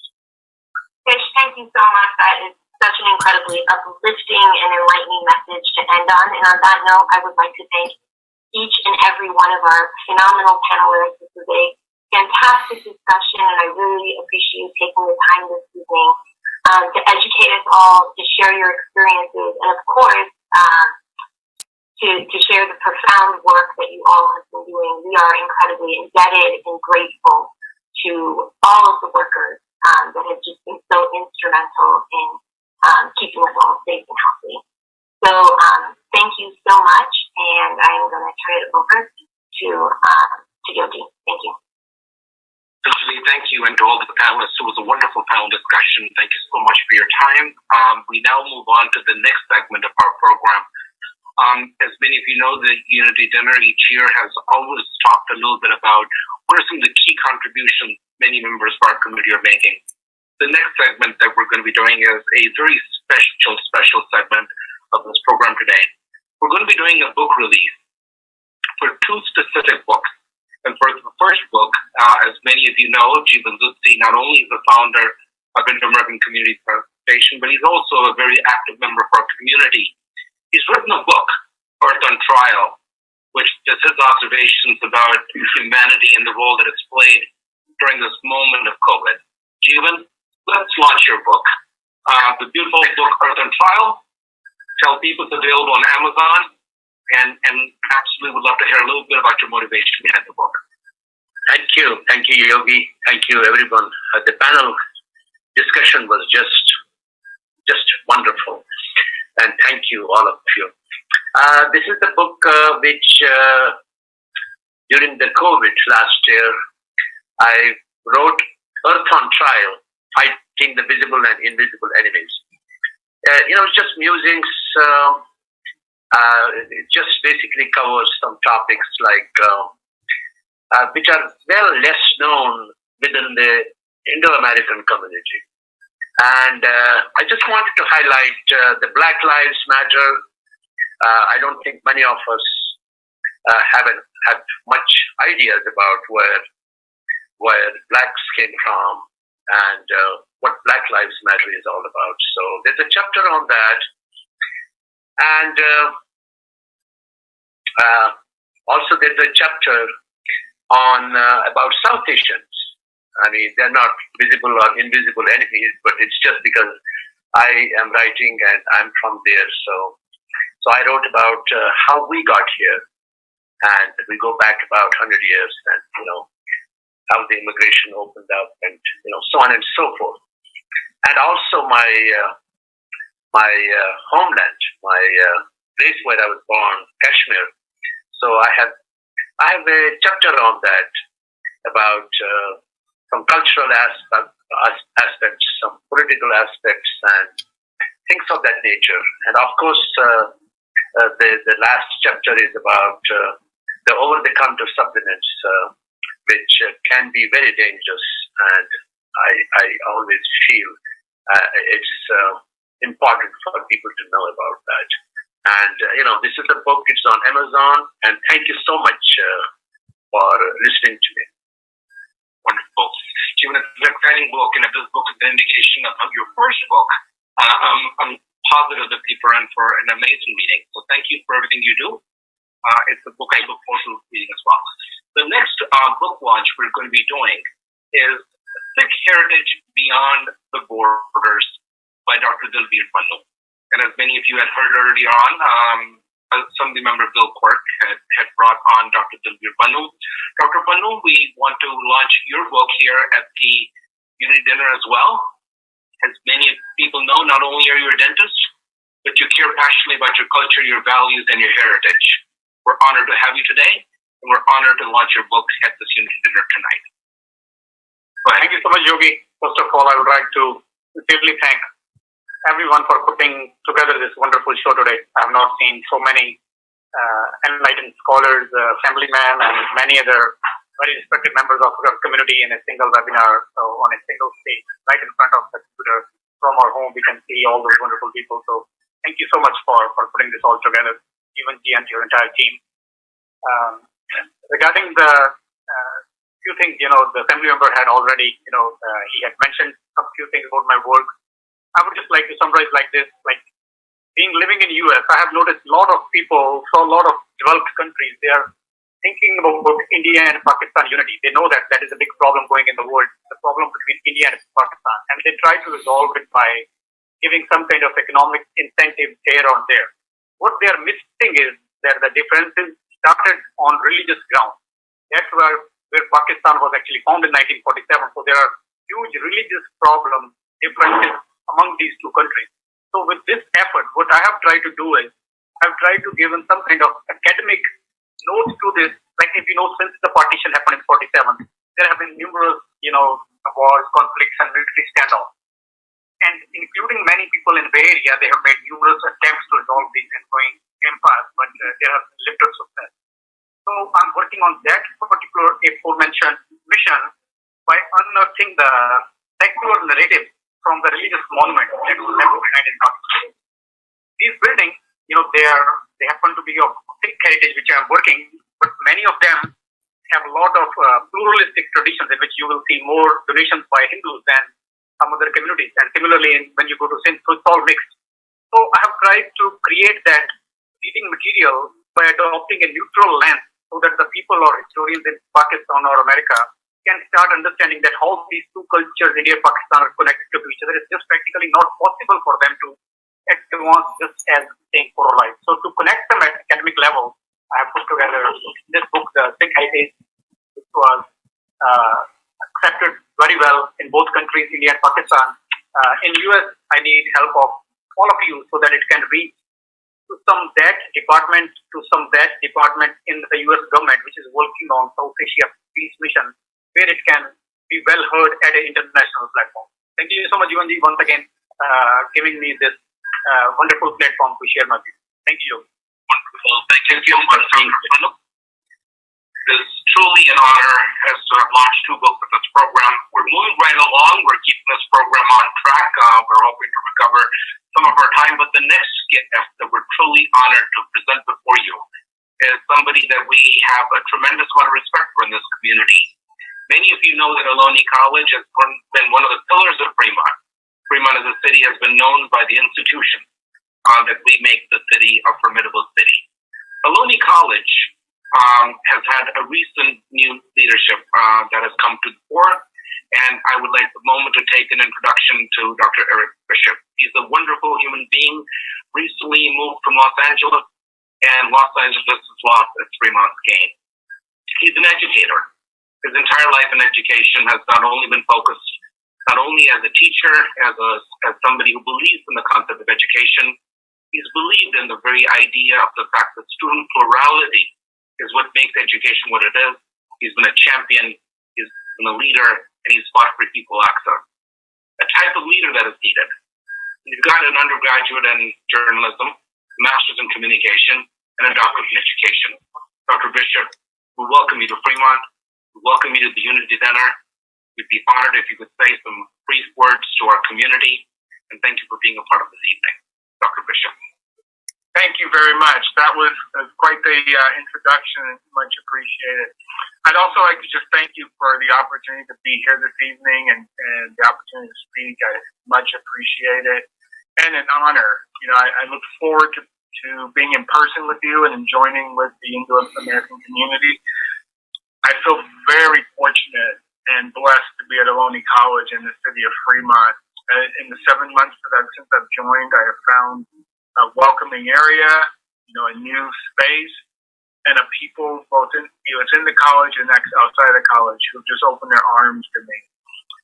Part of my role is to make sure that the college is part of the community, that we're a partner with our community, that we welcome you to our campus, and I look forward to the opportunity to share multiple occasions with you. I hope to be here for a long time, so thank you, and I appreciate that it's a unity dinner. I think there's never been a greater time that we need unity in our society, the opportunity to come across different platforms, different races, different backgrounds, so that we can be one and we can show the world who we're supposed to be. We can show our community that we're in this together and support each other and come together in unity. So thank you very much. It's very much an honor. Appreciate it. Wonderful. We do have a couple of minutes before we bring on our next speaker. One of the things is obviously 7 months is not enough time. Certainly with the COVID, taking the helm of leadership is definitely a unique role. What would you have to say about education and COVID and these difficult times under the new normal? It's been quite the challenge, but I think one of the things that COVID has done two things. It has shown our resilience. It has shown what we can do, and in some respects, it has provided us with the urgency we needed in some respects to show how innovative we can be. We often in education, we can move pretty slow, and we aren't open to change, and COVID has forced us to say, we can do this, and we can do it quickly, and we can't go back to serving the way we served before. Now we show what we can do, and now we have to capitalize on it. And then when I got to the college, the thing I said is I wasn't planning for us to survive COVID. I was planning for us to thrive out of COVID and to come out of it accelerated and running and ready to lead the area. Wonderful. Well, thank you. We look forward to seeing more of you around Fremont and certainly recognize the fact that we've always felt that Ohlone is a critical component of Fremont's success. Many people say that Fremont is the happiest place in the world. We believe that Ohlone does a lot to make Fremont a happy place to be in as well. So thank you for your time this evening. Thank you. Wonderful. Well, this program is just progressing along well. The next guest that we're truly honored to present before you is Chief Kimberley Peterson. She has been a force in Fremont. She's been a leader. She's been a steward. Her entire public service or it's been law enforcement, 25 years of been all in Fremont. When she started on the force, as a captain, as a chief.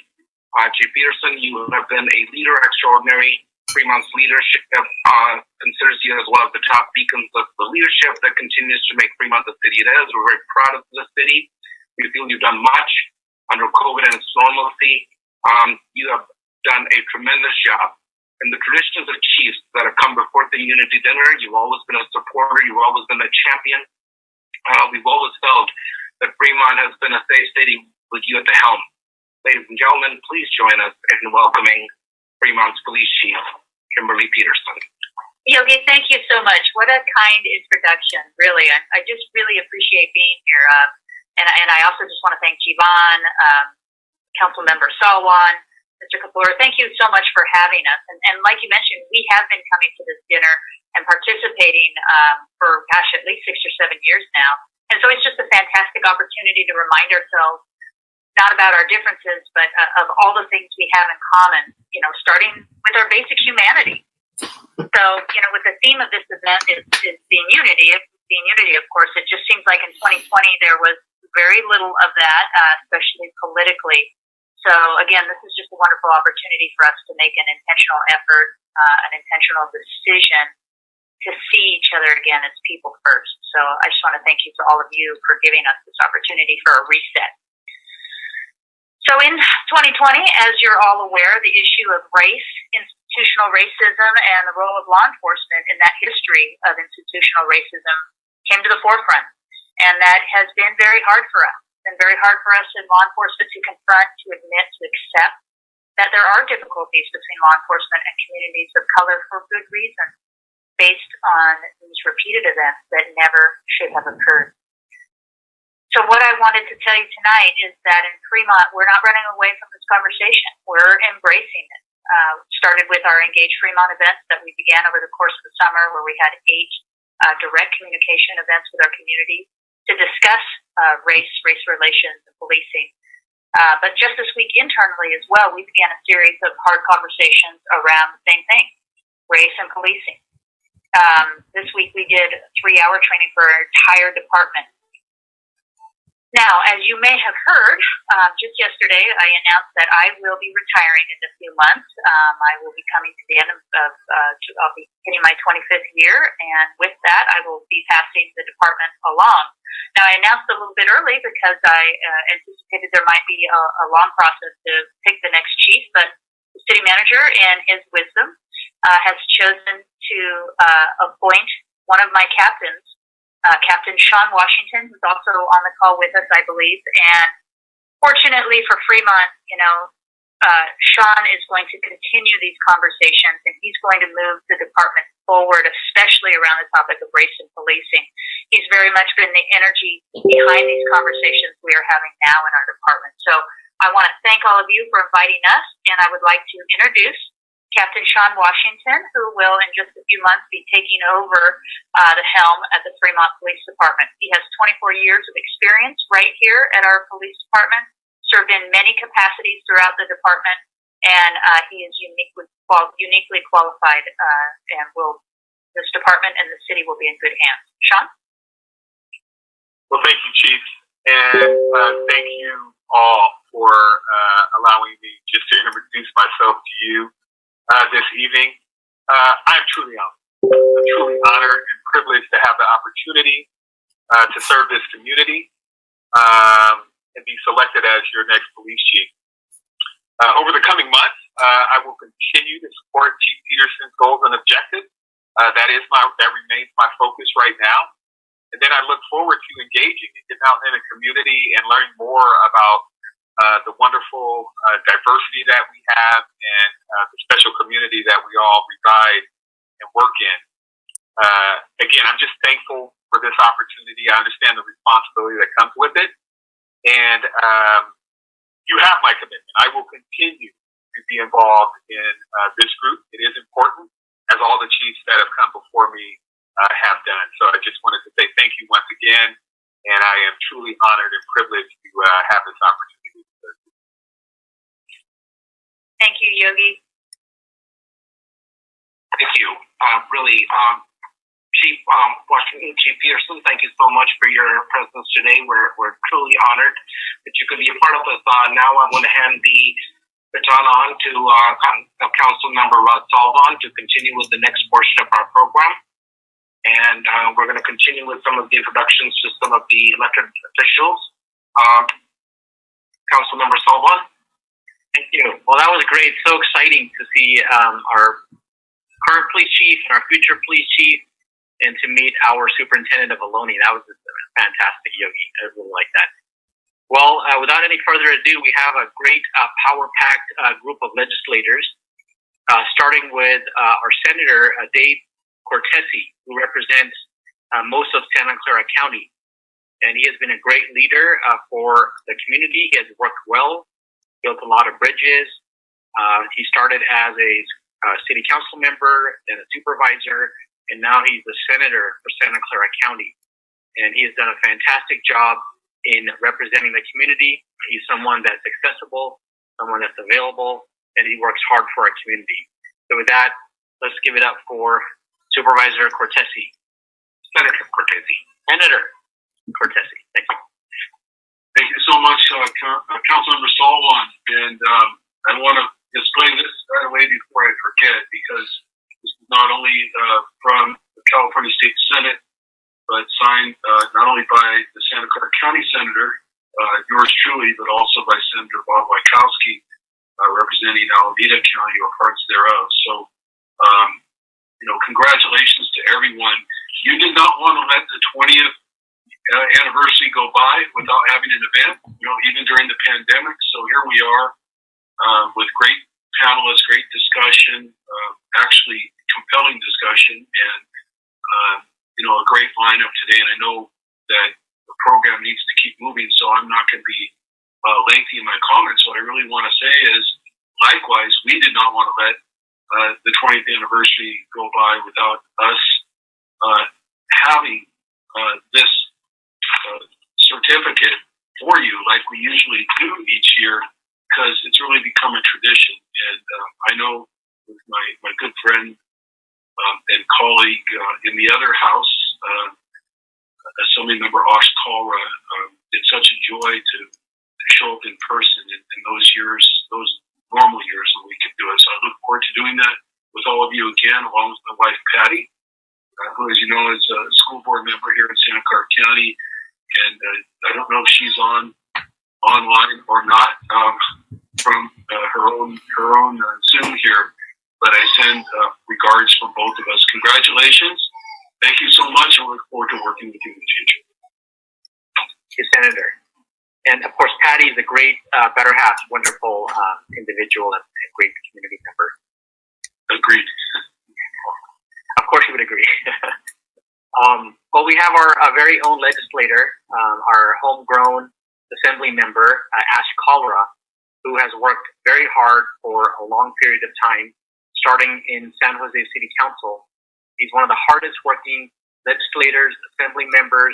If there's an event, you will see Ash there. At any group, any ethnicity, any group, anywhere. He's the hardest working guy. So without any further ado, let's welcome Assembly Member Ash Kalra. There he is. Thank you. Thank you so much, Council Member Salwan, and to everyone. It's obviously great to see my new colleague, Senator Cortese. I know we're all excited about that. And even in the relatively short time we've been in the legislature together, we've already working so close with one another. We're both the respective chairs of our houses, the Labor Committee, and so that really helps a lot to have a partner like that. And I also want to give a shout out to the other new colleague, Senator Alex Lee, who I've also been working very closely with, represents the community there. I know in Fremont, I know you heard from our other colleague, Senator Quirk, who's a dear friend of so many of ours. And I want to just thank all of you, Jeevan G, and everyone that is not just organized tonight's event, but recognize the importance that we continue these traditions. And, the theme of the road ahead, a unified recovery, being unified right now, both in terms of pandemic response or as others have referred to in terms of a community coming together, whether it's as Chief Peterson, and congratulations on a wonderful career and on your retirement, as you very correctly said, we are having to face a lot of our community, whether it's with policing, that we are now taking the responsibility, whether it's in the legislature, city council, or in our police departments, working with community groups to decide how do we find a path forward to recognize our nation's history and find a unified path moving forward of justice and love for one another. Or as we've seen, unfortunately, particularly in recent weeks, this rise in API hate and violence that has been so devastating and further shows the need for us to unify and come together. And the theme, not just of tonight, but the purpose of the Unity Dinner over these last 2 decades has been just that, to find opportunities for us to break bread, even if it's virtually, and to recognize that we are always so much stronger together than we are divided. And yet there are so many forces that try to divide us. We cannot give in to those forces of division that use fear and hatred. We've got to find ways to unite with love and unity and justice for each and every one of us in our community. So I just want to thank all of you for being here this evening. I want to congratulate all the award winners, an amazing group of award winners. I know some of them that have spent so much of their life and their years giving back and exemplifying unity. So I want to congratulate all of them as well. Thank you for giving me a moment to say hello, and I look forward to next year We will be together in person, enjoying food, celebrating with one another. But you know what? This right here is important and special as well. So thank you for giving me that opportunity to say hello. Thank you for that wonderful message, Assembly Member. One of the things I'm really enjoying is seeing you cook every day. You've been cooking Indian food, and I see your poor dad having to eat everything you make. Well, he's been eating well, but his blood sugar has gone down because we've been eating healthy, fresh food. Eating diets, right? Well, I'm very impressed. What are you making tonight?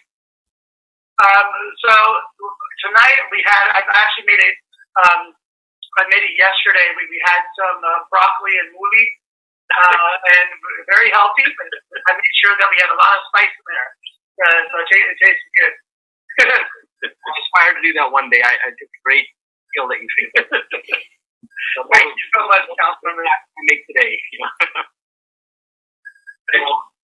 With that, we have our youngest Assembly Member from the 25th District, Assembly Member Alex Lee. Please welcome Alex. Thank you so much, Council Member. It's a pleasure to be here at the Unity Dinner this year, and again, as Assembly Member Kalra talked about, really hoping we will have this in person soon enough. I was elected just 4 months ago, and could not have imagined the amount of responsibility that we must navigate our state through now during a global pandemic, global crisis, of course.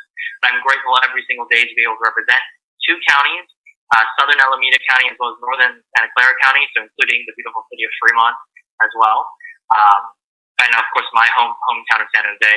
Right now, as all the wonderful speakers talked about right now, it's so important right now to embrace the commonalities we have between all of us, because there are forces out there that want to divide us. And I think in these dark times, it's great gatherings like this where we have stimulating intellectual conversation, and usually like this we'd have great dinner as well, right? Great food, and really remind us of our common humanity and how with that common humanity we can solve some of the largest problems we're facing.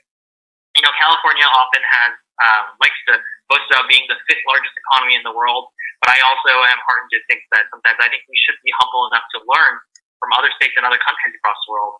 In fact, I'm always constantly reminding folks about all the great things we do in the continent of Asia. We can look to China, to Hong Kong, to Singapore, to India even, and see how we have solved and creatively solved problems there that have parallels over here. And I think we should not be too high on that throne to want to look at commonality, look at examples. And I think that will always make us stronger and do so.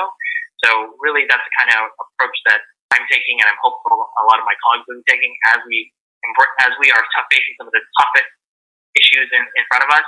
Obviously being a worldwide pandemic, and obviously learning from other countries which have obviously done much, much better than us, and how we can navigate ourselves out of the virus and also how to recover justly. Today I was very fortunate to tour 2 of the largest vaccine sites within our state, the Oakland Coliseum, so for the Alameda County folks, that's where you can get vaccinated, and then Levi Stadium down in Santa Clara in my district. And I'm really heartened to know that if we can leverage all the resources we have between federal, state, private, and then public entities, we really can work creatively to solve our issues and really make sure that everyone gets through this pandemic and really gets through healthy. And I like to say, hopefully, as President Biden has talked about getting vaccines by May 1st for all eligible adults, I am cautiously optimistic about summer. We will be there. And I remind my constituents often that since I am in the lowest tier bracket, I'm in the 18-25 age bracket. Once I get vaccinated, we know we can have a dinner once again and we'll be able to celebrate. And I really look forward to getting to know every single one of you, and we'll work creatively together to solve the great issues we have together. Because I know working together, there's nothing we can't solve. So thank you so much again for having me tonight. Thank you very much, Assembly Member. Next, we have Assembly Member Emeritus and now Berryessa School Board Member Kansen Chu. Hey, Raj, how are you doing? Thank you very much for giving me the opportunity to say a few words. First of all, I want to thank the IACF for your dedicated effort to bring unity to our community and beyond. I also wanted to congratulate Jeevan for another new book, and looking forward to watch it on the big screen soon.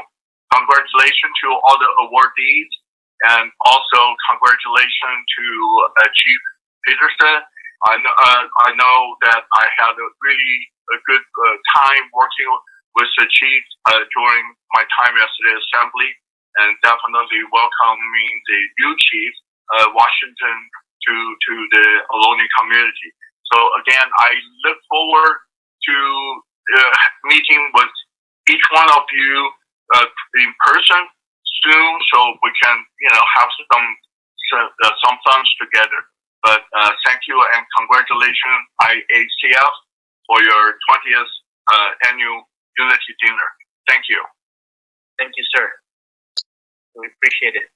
And next we have a newly elected Supervisor Otto Lee, who has been working very hard for the community and has worked his way up at all levels of government. So let's get Supervisor Otto Lee.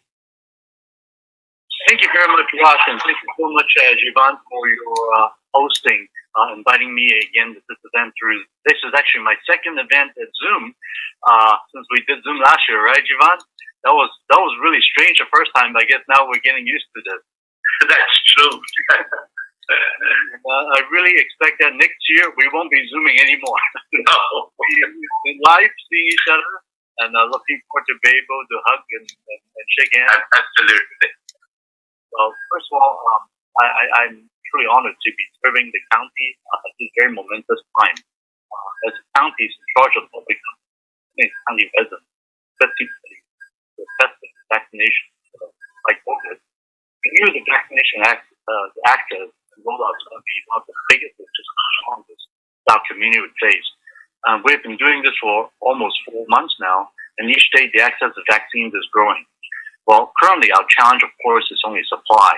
With vaccination center, we have at the Levi Stadium, the Emmanuel Baptist Church, Eastridge Mall, Gilroy High School, and pop-up sites across the county, and now mobile vaccination deliveries.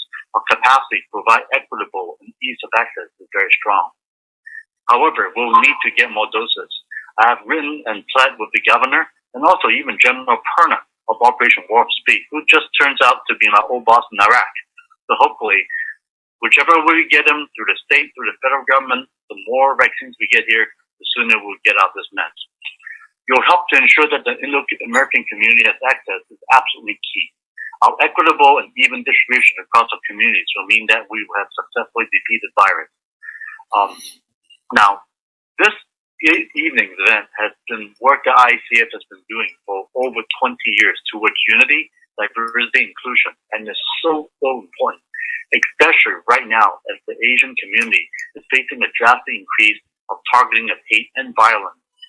Unity is absolutely the key right now.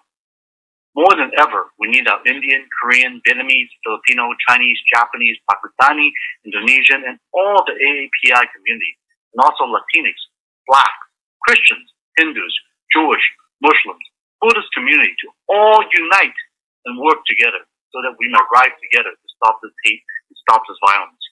Just 1 week ago, we gathered outside the City Hall in San Jose to demand an end of the violence, to be seen fully and equally by the communities that we're part of, and to demand the safety and respect for our elders, that fear is not acceptable. They should be able to walk around their own neighborhood. Now we sit here mourning this horrific and cowardly act of murder in Georgia that has only exacerbated the clear lack of attention to the issue that it really deserves.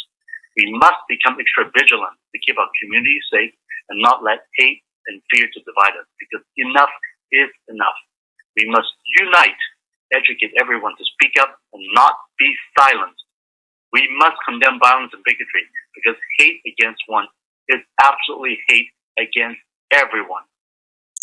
Along with Susan Ellenberg, my fellow supervisor, and all my colleagues, we are taking action to address this hate and violence at our next meeting this coming Tuesday. I hope you could attend, and with your support and our unity, we will stop the AAPI hate. There's a lot of work to do, and I want to continue to extend my appreciation to our brothers and sisters from all the different communities standing up together. Unity is the greatest weapon we have to end discrimination and racism. There's no hate, there's no place for hate crimes in our community, in our country, or ever. Standing together and speaking up is how we will prevail. And thank you so much for having me here today. And our county commendation is in the works. celebrating your 20 years of celebration, and I'll make sure that gets into you. Thank you very, very much. Thank you. Thank you, Supervisor Lee. It's an honor. Thank you for being here with us today. This program is going very well. The words from our elected officials is just heartening. Many of you have broken bread with us.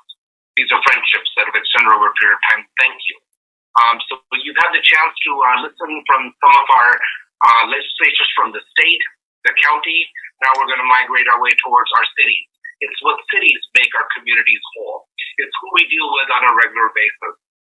It is now our privilege to move on to the next segment of the program, where we're going to be introducing to you some of the mayors from our local community.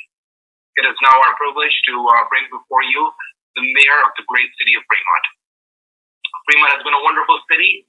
It's been very embracing of our diversity. It's been a success story, and many people say the fourth largest city has a pivotal role to play.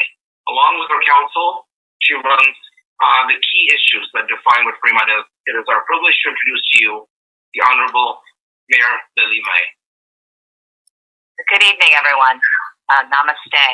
I just wanted to say how it's a pleasure to be able to join you. I think this may be my 13th or 14th year joining you. And so this is a wonderful opportunity for us to gather every year and to share.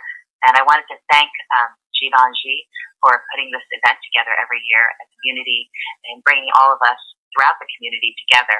I also wanted to thank you, Yogi, as well as your co-host, Dr. Salwan, who's a colleague of mine on the City Council, and Varun, and also the entire IACF Federation Board. I know earlier I apologize that I'm coming from another event, and this is kind of what we're talking about when it comes to being the communities together. We find that we share so much more with one another than we share in differences.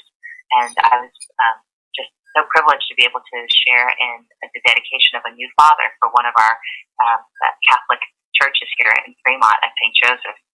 And, you know, it doesn't matter if it's just the Catholic Church or Hindu or other religions. What we find is that what we really crave at this moment is when we talk about rebuilding is how we are able to unite one another. And it's food for the physical part in terms of, you know, right now in this time period, we're struggling in a lot of our cities, need food and support and insecurity. And I have to also thank and give a quick shout out to my fellow mayor, Sunnyvale, because I always look at his food blogs and he makes me very hungry all the time, Mayor Klein. And then also food for the soul, and that we have that kindness. I think it's hard right now. Everyone is a little bit COVID cooped, and this is our second year that we're doing it remotely.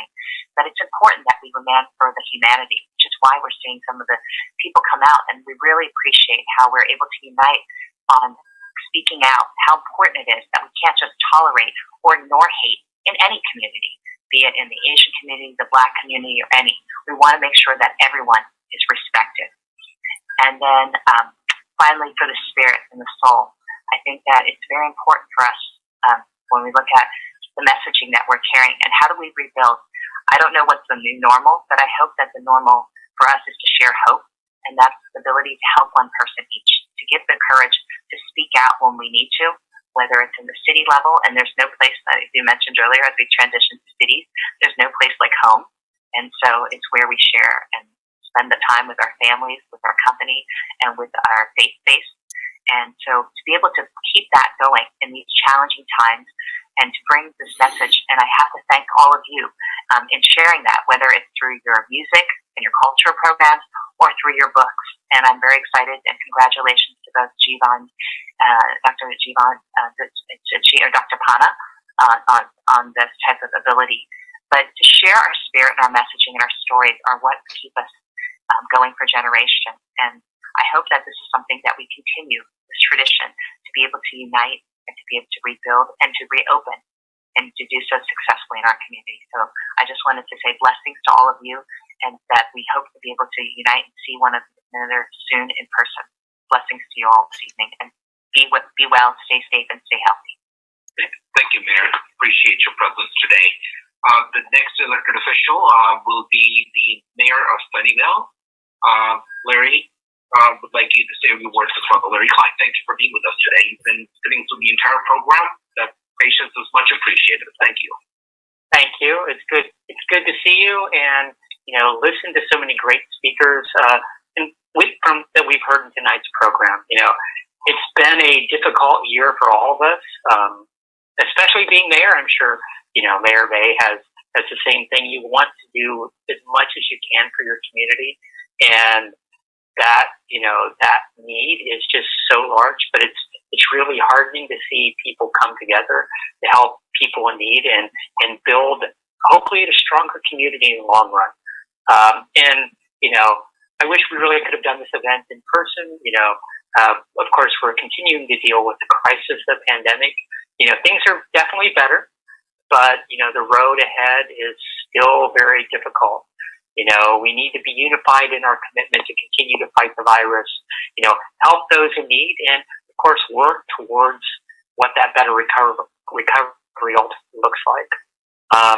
But we also need to be unified against hate, and that hate that we're seeing in recent weeks, months is just horrific. 2 years ago, Sunnyvale had a horrendous hate crime in our community that we're still recovering from. But we must not be afraid. Hatred, violence, extremism in all of its forms are not welcome in any of our communities, be that the Bay Area or the U.S. or beyond. It's important that we treat people with kindness in our day-to-day life.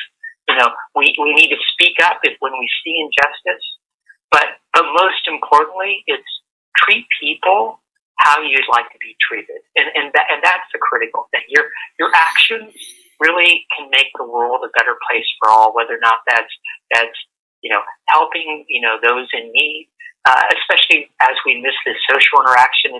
It's a simple wave, it's a simple smile, as we continue to recover from this pandemic. So I just want to thank IACF for inviting me here this evening.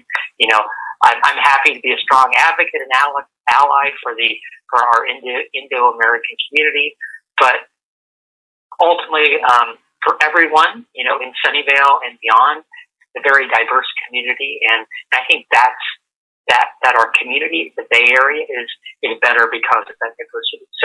So thank you very much. Stay safe.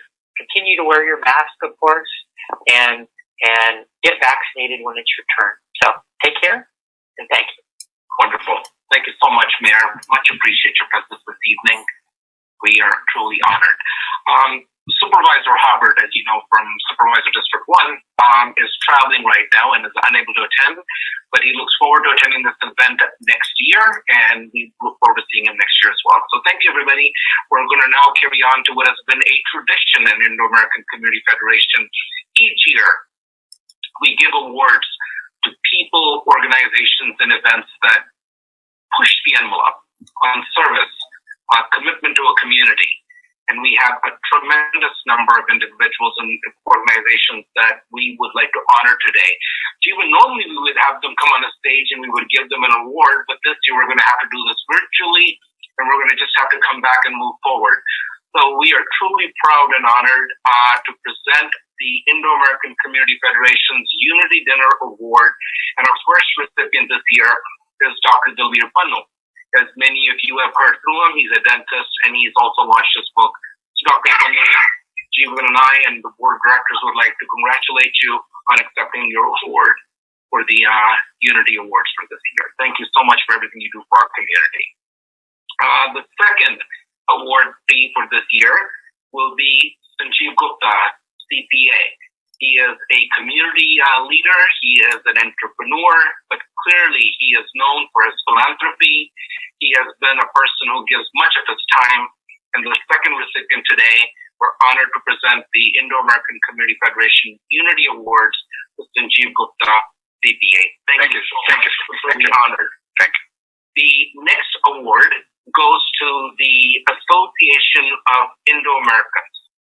It is the community award that is given, and for many of you who may know or not know much about the Association of Indo-Americans, it was started 6 years ago, and it was supported by over 35 organizations.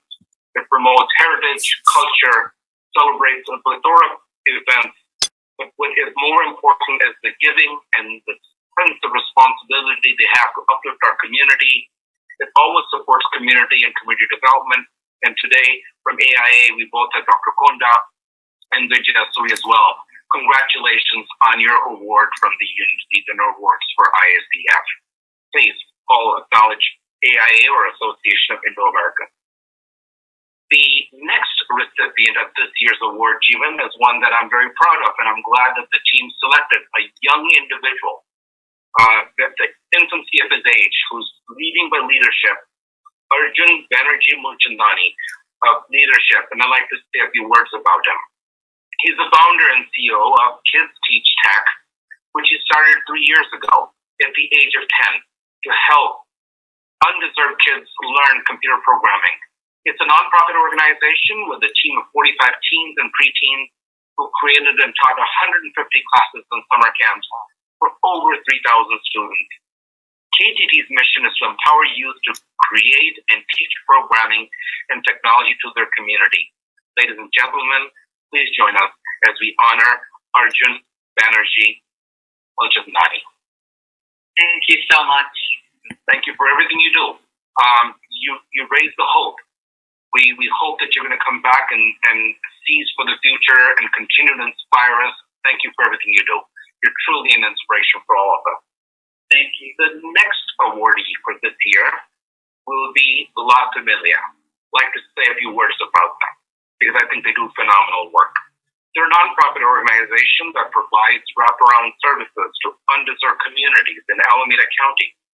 Most recently, La Familia, under the leadership of Aaron Ortiz, who's present here today with us, who's the CEO, hosted a week-long vaccination mobile clinic and worked with FEMA and the governor's office to vaccinate over 3,200 of our community members. Thank you to La Familia for your continued service. Please join us in honoring Aaron Ortiz and La Familia for the extraordinary work that they do to our community. The next award is presented to the Global Kashmiri Pandit Diaspora for promoting Kashmiri culture globally through extensive festival. It has been a month-long festival as a part of the Global Kashmiri Pandit Diaspora, which took place in December in 2020. World communities were educated about Kashmir, the politics, the culture, the cuisine, the music, the language. The Shaivism and the 5,000 years of Kashmir were highlighted in depth. The co-founder of the GKPD, Houston-based Dr. Surinder Kaul, has traveled various parts of India to unite other Kashmiri organizations. After an insurgency that resulted in the exodus of 300,000 Kashmiris in 1990, GKPD has been bringing the Kashmiri community together to preserve culture and heritage. It is truly these imbibing efforts that make this what we call the grit of determination to ensure that the message is never lost. Today, we have Neerja Kaul Sadhu, who's here present to represent on behalf of GKPD. We're proud to present the Indo-American Community Federation Unity Award. Thank you. Thank you so much. And the last but not least is somebody that we're proud to honor. Deepak Ganju is not only somebody that we call a friend, but he's also an executive in wealth management at Merrill Lynch. He's been known for his philanthropy. And Jeevan, Indo-American Community Federation, today honors Deepak Ganju for the extraordinary work that you do. Thank you for your support for our community.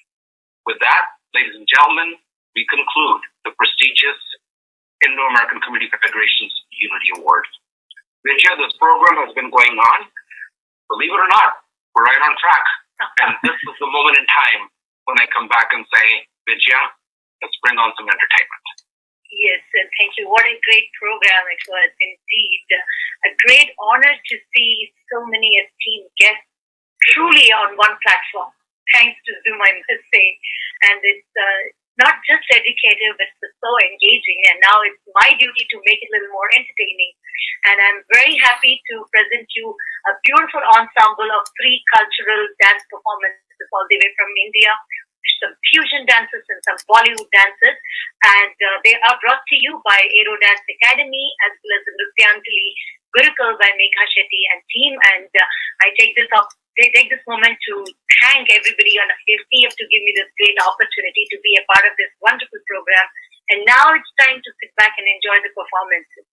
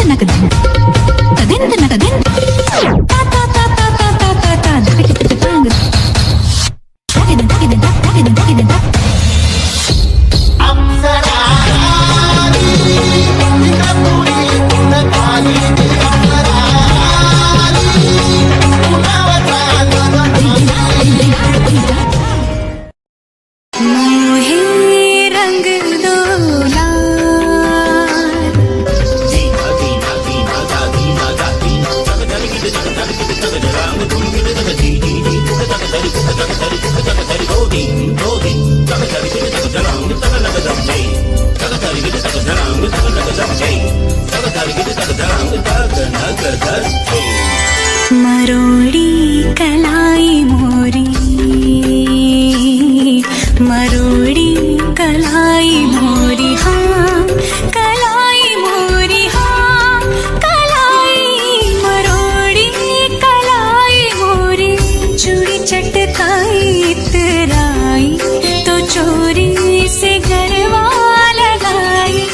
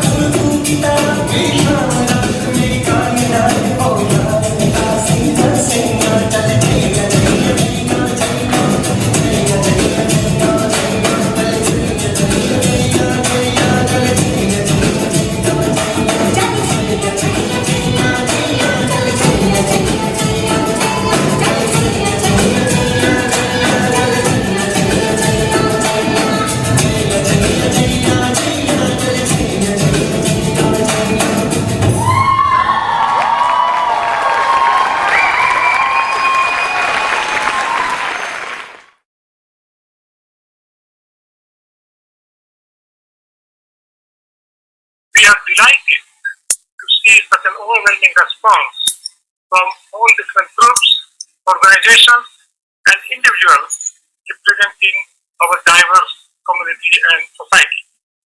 Today, during this virtual event, we have quite a large number, more than 25 or so, elected public officials, dignitaries, senior lawmakers, invited guests, and honorees. And we have all those of you who believe in this mission, the mission to spread messages of unity and peace. It's really amazing to see so much interest from so many people. We have seen a record number of registrars this time online on our website, which never happened in the past. That really shows a true spirit and willingness to work together for unity and solidarity. This is what the objective of our Indo-American Community Federation organization and this unity dinner in particular is to promote unity, to promote peace and harmony. We all have to remember that being together, we all can win, bring a big difference and far bigger impact into our society. That is what we need. With that, I would like to extend my sincere thanks and appreciation to our keynote speaker, our Honorary General Counsel, Dr. Prasad, our Assembly members, our Congress members, respective senators, and all the invited guests here at this time on the virtual event. Our special thanks goes to none other than Mr. Jeevan Zutshi, our chairman and founder of this organization long time back, and Dr. Konda, our president, and certainly our board of directors. This event would not have been so successful and remarkable without a lot of hard work put forward behind the scene and a lot of valuable time by our key volunteers. I would like to thank Mr. Yogi Chu, Dr. Raj Salwan, and Mr. Varun Kapoor for providing all this seamless technical support. I really please give a big hand to all of them. Lot of thanks to Vijay Asuri. It's wonderful that I saw this cultural programs in virtual mode as good in the real life. So, and the last but not the least, thanks to every one of you for supporting this event year after year. With this, we conclude the main program of today's event.